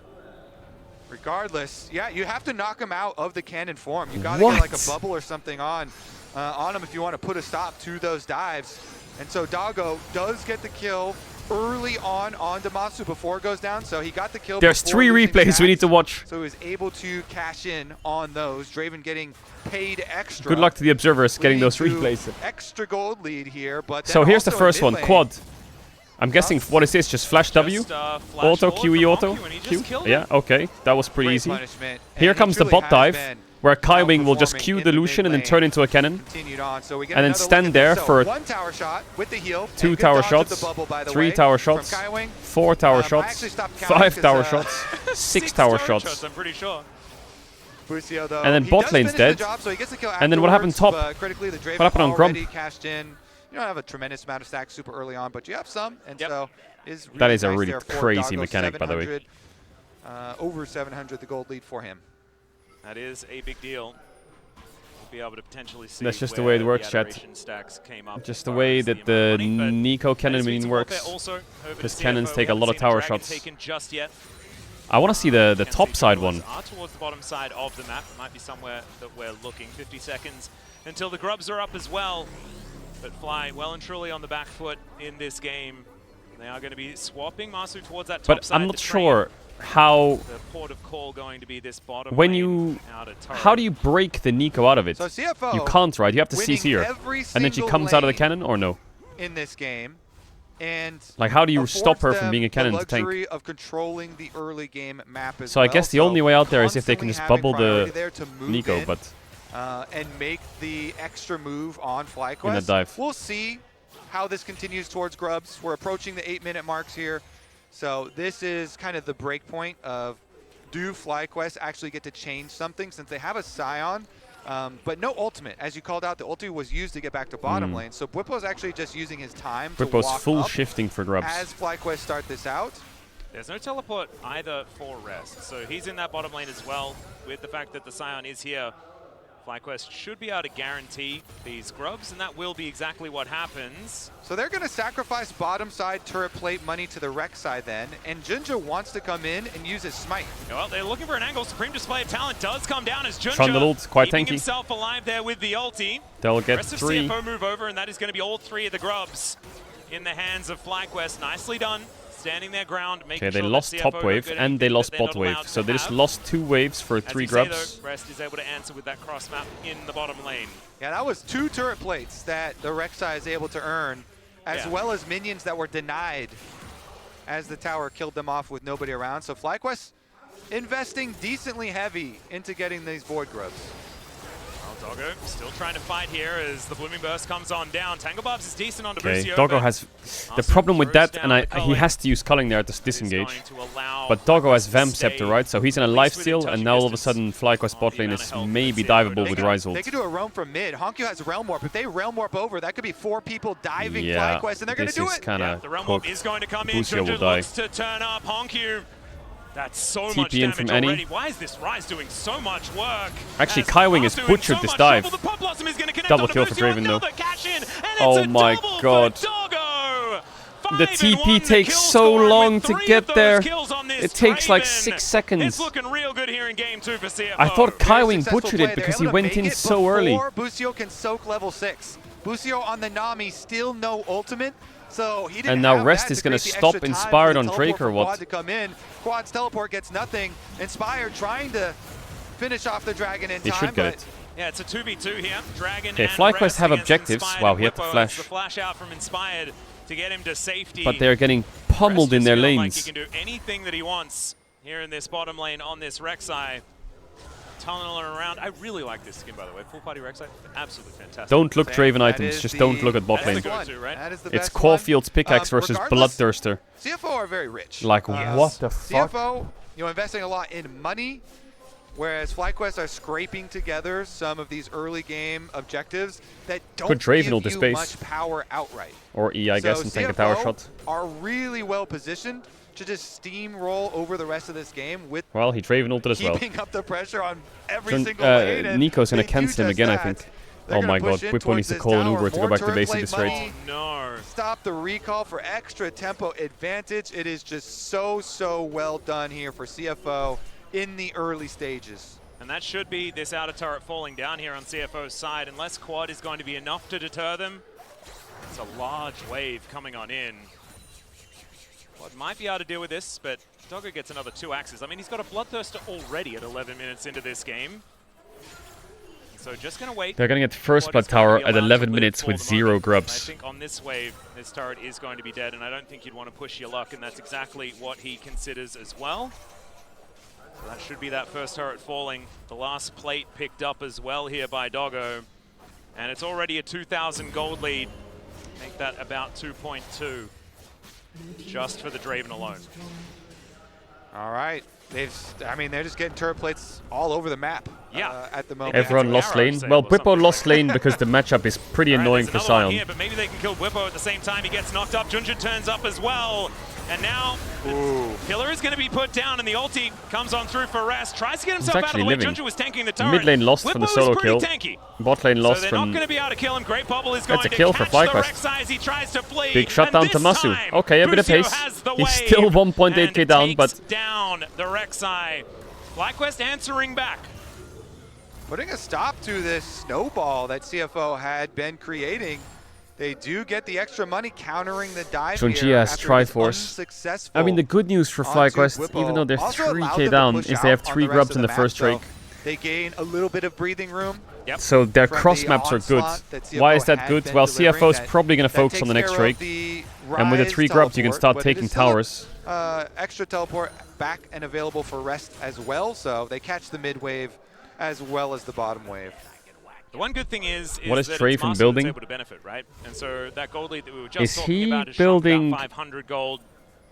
It's probably Hexblade or some shit? Yeah, we're still at the Garrow sale, as it turns out. There's just team fights. Or and stuff Cleaver? Like that. Summoner's Rift at the Garrow I sale. swear he's building Hexblade, isn't he? He's doing this fucking Draven build with Very Hexblade. busy dinner party coming up. Yeah, I mean, we're also seeing one of the reasons why if you're a team like CFO that had all 3 winning lanes, you are fine when FlyQuest basically sell out, sending everybody to get Void Grubs, because they're not going to get much money out of those Void Grubs attacking turret plates, because they're almost never up at the turret plates. CFO are the ones with no Void Grubs, and they've taken This is winnable for Fly. Yeah, it's down the winnable. turret plates I think they have on good all the champs. other towers as well. So, and the turret plates It's just still this have 30 Draven is seconds, right? So it's just mid lane that is a really small still problem. with a whole bunch of them there.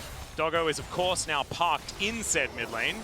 Looks like the defense is going to come on through. Stand aside comes down. The wave avoided. Doggo able to press W. He flashes the Flash Wolves. No, it's a sign faker as hot. well, as it could be on the 10th year since it was the LMS at the time, but an LCP team has made it to the top 8. It could be CFO making it back. The 10th year Would be such anniversary. A huge thing. It's in that year. Holy. It was AHQ and Flash Wolves. They were both there. As the culling is going to come on through here. Now with no turret plates, this turret is under a lot more threat.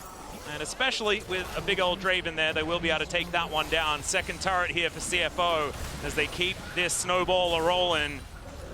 Whippo, a little trouble. You can see Rest looking worse for wear as well.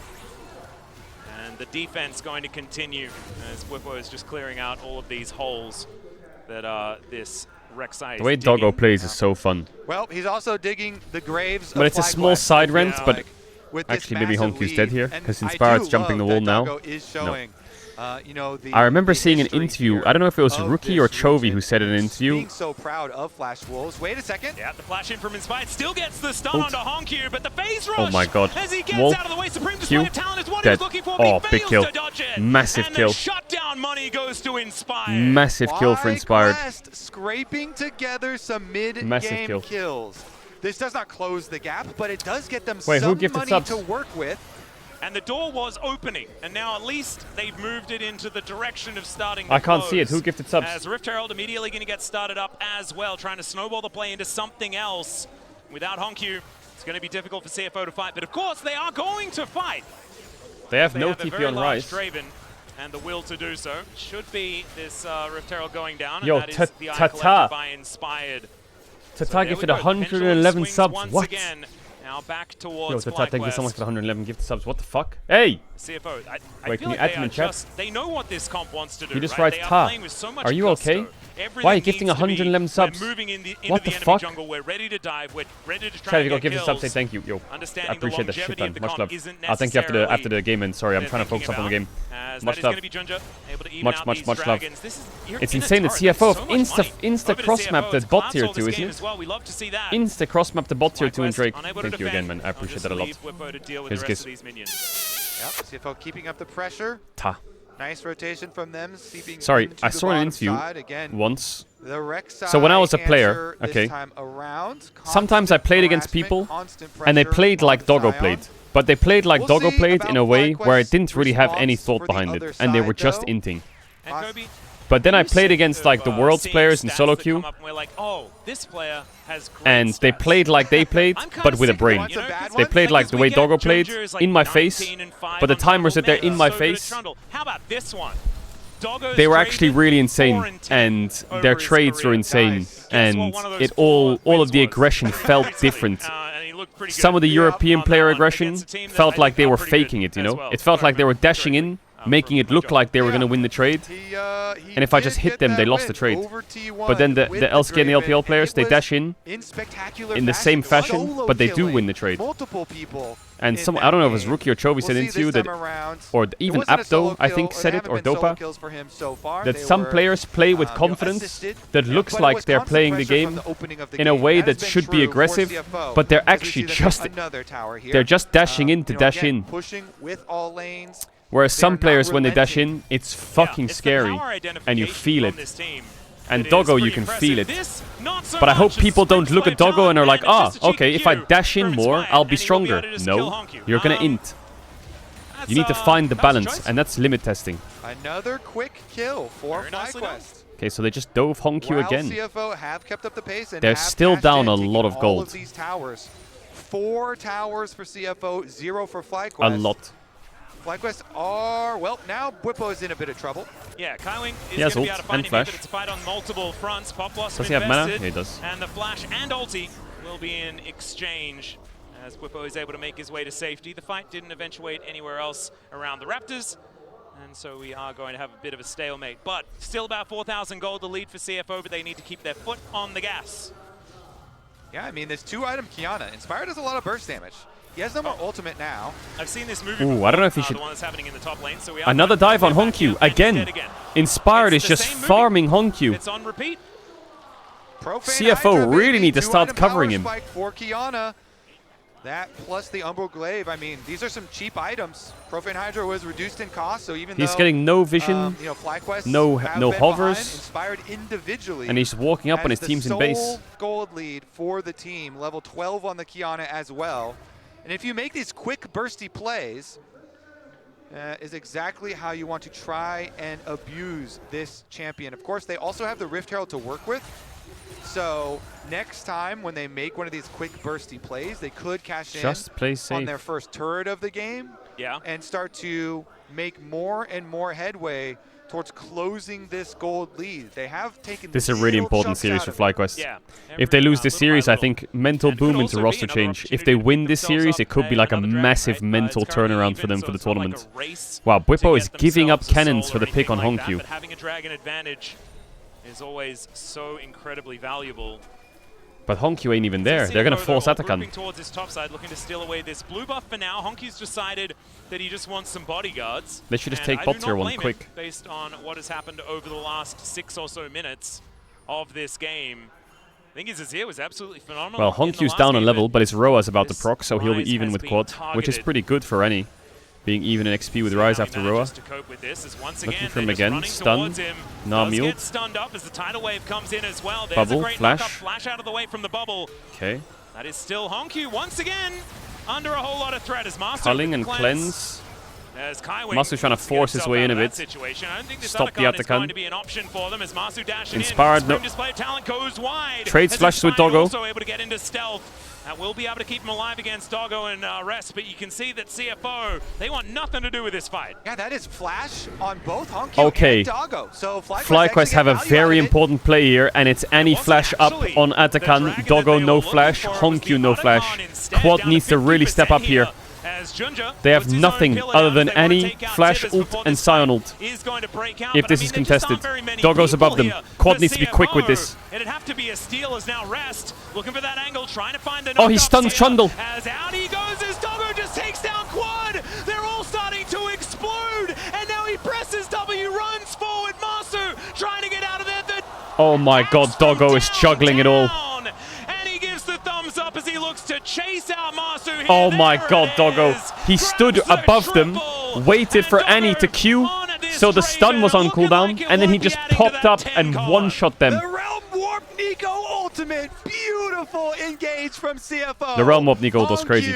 But my eyes were so fixated on the Annie ult, because Annie ult flashes it. Every last member. Clean ace. I think it's cooked now. CFO it is insanely cooked. Busy trying to count them out here, and it looked like with that Rift Herald they might be able to make the play, but it wasn't the case, and CFO now move to an 8,000 gold lead as we have a look at it again. Here it is, Realm warping in, the Pop Blossom. Here comes Skywing, they get the lock. I mean, the thing is, oh, he didn't have ult. Yeah, you're right. Killed before the Otacon is within For some reason in the HUD it said he had ult, I swear. Am I fucking dizzy? Chasing down all of the extra members. Maybe I'm dizzy. Once again, he did go with the same. Well, Doggo waited for the Annie stun and then sent it. Yep. That he did versus T1, and he chases them all down. Oh, it's because Tibbers was alive. Well, we have been in this situation before, Kobe. It was are they making a pick on Honkyu again? Yes, they are. This is CFO with a huge advantage here. 7.5 thousand gold. They're going to grab themselves this next dragon as well as Honkyu. Going to try and get some revenge here as Inspired is lying in wait. Like wow. Okay. Well, Draven went Mercurial third. There for that Draven. Now with a 4.5 yes, why does Draven build just looks like he's playing fucking TFT? In the game. CFO, let's see whether they can cleanly close this one out or whether Fly is going to miraculously find themselves a way back into this game. Yeah. Historical game this is going to be for CFO, as we have mentioned. 4.6k gold lead on Draven. 2015, what? The last time LCP/PCS/LMS made it to quarterfinals, and it just seems so right for this CFO team. The progression that we have seen from them at international events over the year. What's really the biggest individual stuff, gold lead ever recorded in a pro game? Like I'm sure this is nowhere near close, but I'm just curious. Has there ever been like a top laner that's been up 10k gold on their opponent? Like, that shit just sounds... That just sounds nasty. It's so cool that we've got such a mixture of like veteran I know Baus had a game in Winter Finals where he was 8k gold up on the enemy top. Some of the best over the last few years. It's not like you've got one age group, then an old guy, or just a few veterans and then the young gun like carry. Like it's, you know, you've got Genji with Duro as the little baby, but then everybody else is old, and then you've got T1 with Faker as the old guy, but everyone else is young. Yeah. This is, I feel like, a mix of a whole lot from CFO. But all of them just work so beautifully together. All 6 of their players on this team, as Rest has come in now on the rec side and looking to play a little bit more of that aggressive style. So Bwipo went Thornmail into Deadman's Blade on Sion. That is a little bit more popular as far as a second item, but we did see more tanky options. I do kind of like being able to just try and assassinate your target while still being a bruiser. Yeah, I think it is important to have that extra damage threat to really be able to threaten lethal on the back line. Definitely a big fan of the Sochin on top. FlyQuest going to do their best to withstand the onslaught of CFO, but at this point you are so outgunned just due to the giant wallet difference. Dokla did say yesterday if FlyQuest lose, they're swimming home. It's a Mercurials that was picked up here by Doggo as well. Doggo changing song. And people say this Nice, all the time, he's right? got heavy fucking hardstyle on now. Items that you get to build as a luxury item can I love how really the be Rift music is so because peaceful. You already have the damage. We saw he already has the damage. But if you put like Draven Provy on, you just hear like CC him anymore. And that's going to make things really, really rough. Obviously, they have a whole bunch of knockups as well, so it's not just like any stuns and things like that that you do need to worry about, but I don't think Doggo is going to be too concerned about that one. Yeah, and he's very tanky with this build, with the like bruisery build, with the Bloodthirster and the Hexblade. So we'll see. They're split taking push it very slow. Yeah, the split push is correct here for CFO. Keep your bottom side pushing. They've got teleport ready on rest. So the rest of them going to apply pressure towards this Baron. 4-1 split push, and top lane's already going in their favor. So FlyQuest are getting kind of trapped in their own territory. Yeah, Doggo's close to LDR. And it's just looking difficult to identify what the next play you should make is. As Bwipo was trying to find a little bit of an angle, the pillar comes down, Tangle Barbs as well to hold him in place, but he's not exactly a priority target. Rest seems to have found Quad here, who's looking to clear out this minion wave underneath the turret to avoid that one falling down to the Rek'Sai.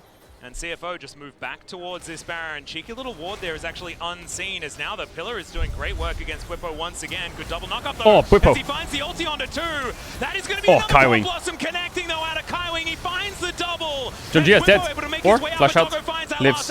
Oh, rest. Doesn't work at all. Doggo doesn't die. Keeps himself alive because, like you say, that's this it. guy's a tank. It's over. They're gonna end mid or bot. NA is out. NA is out. Oh my god. And it is clean once again. What a fucking horrible series from FlyQuest, man.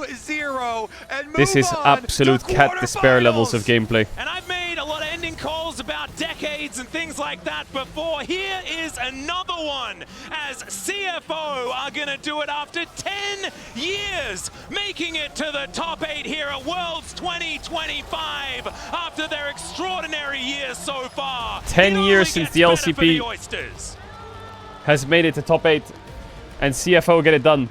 And look at that. Deserved just murdered them in this second game. That first game could have been anyone's, but the second game was a stomp.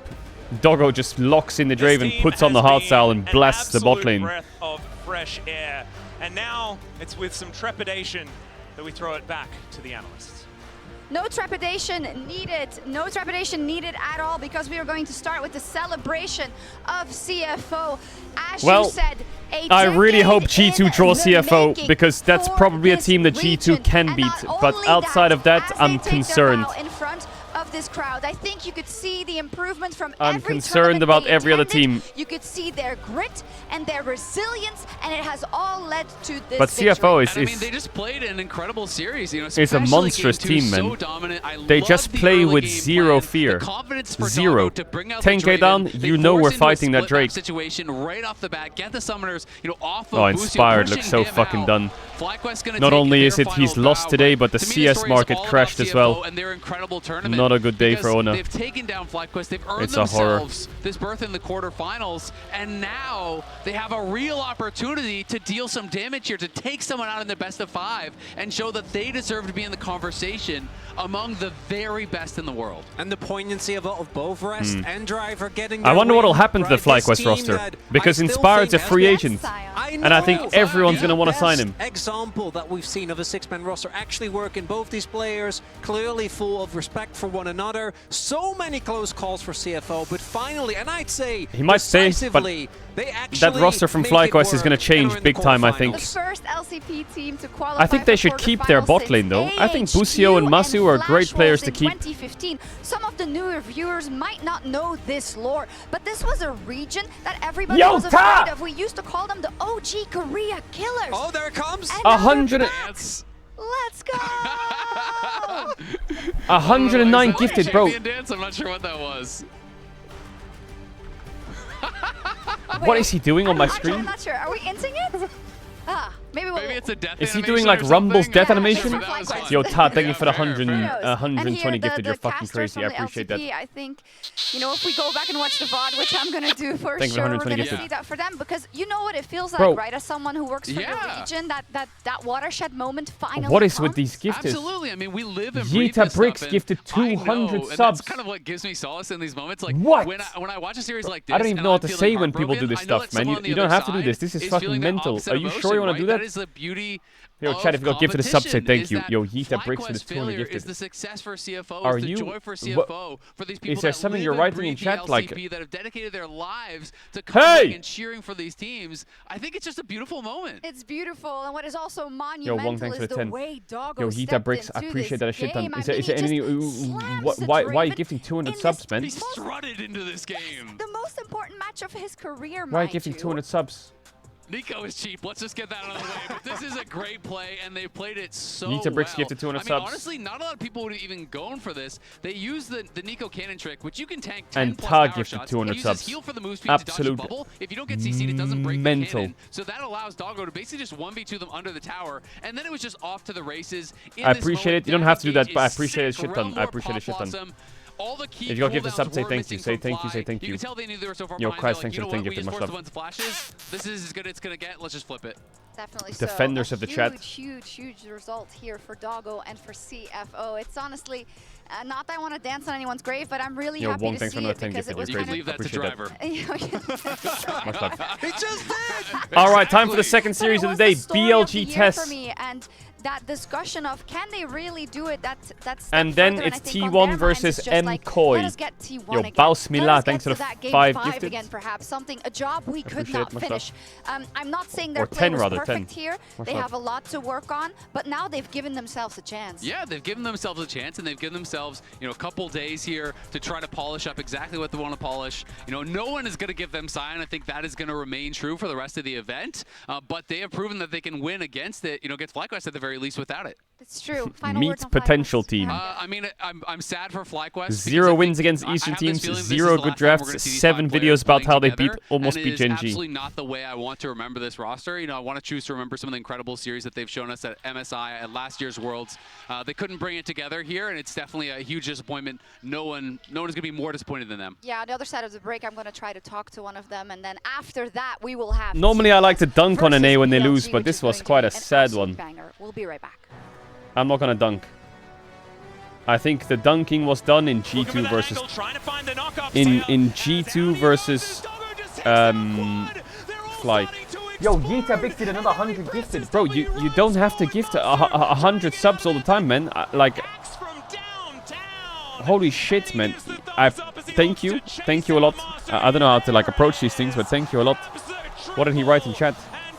He wrote, "Don't worry, I'm a whale BB girl." Okay.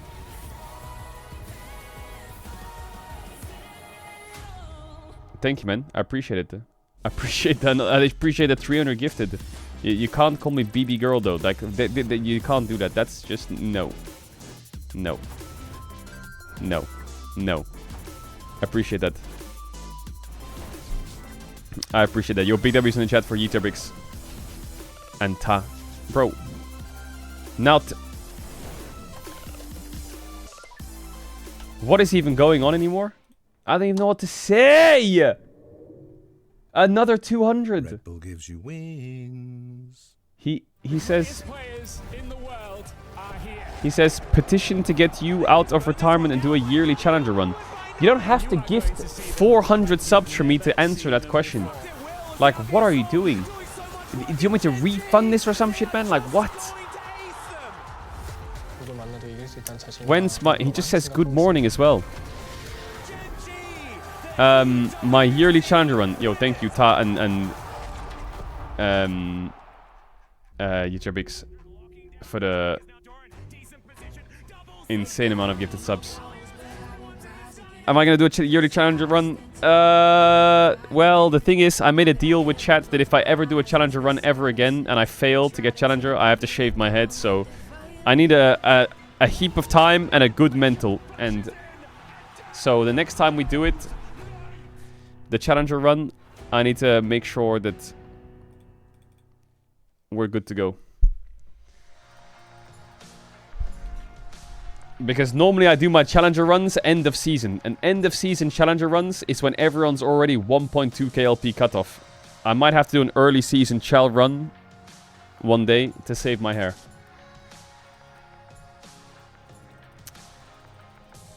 Thanks again for the gifted subs. I appreciate that.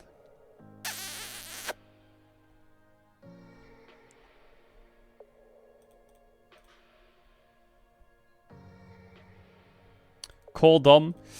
Man, if it was like a close series and... I don't know, man. I feel bad dunking on an A. I feel like FlyQuest G2 was the dunking. That's it. You know? That was the dunking on an A. G2 fucked them. FlyQuest got shit on. I talk my smack. We move on. This one... Yo, WNA. Come back stronger. Much love. Good luck. I think the roster will disband. At least... You know what, NA fans? You will leave today with a W. Although you might have lost at Worlds, you will be called the LCS next year. And that's a good thing.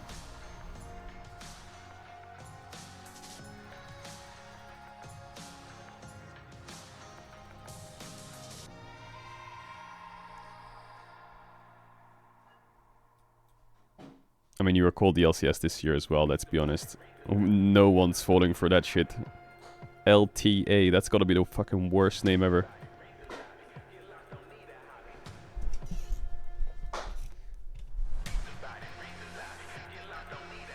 What is this?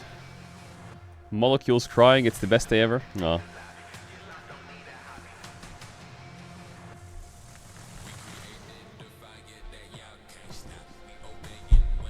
Wait, hold up, BRB, one sec.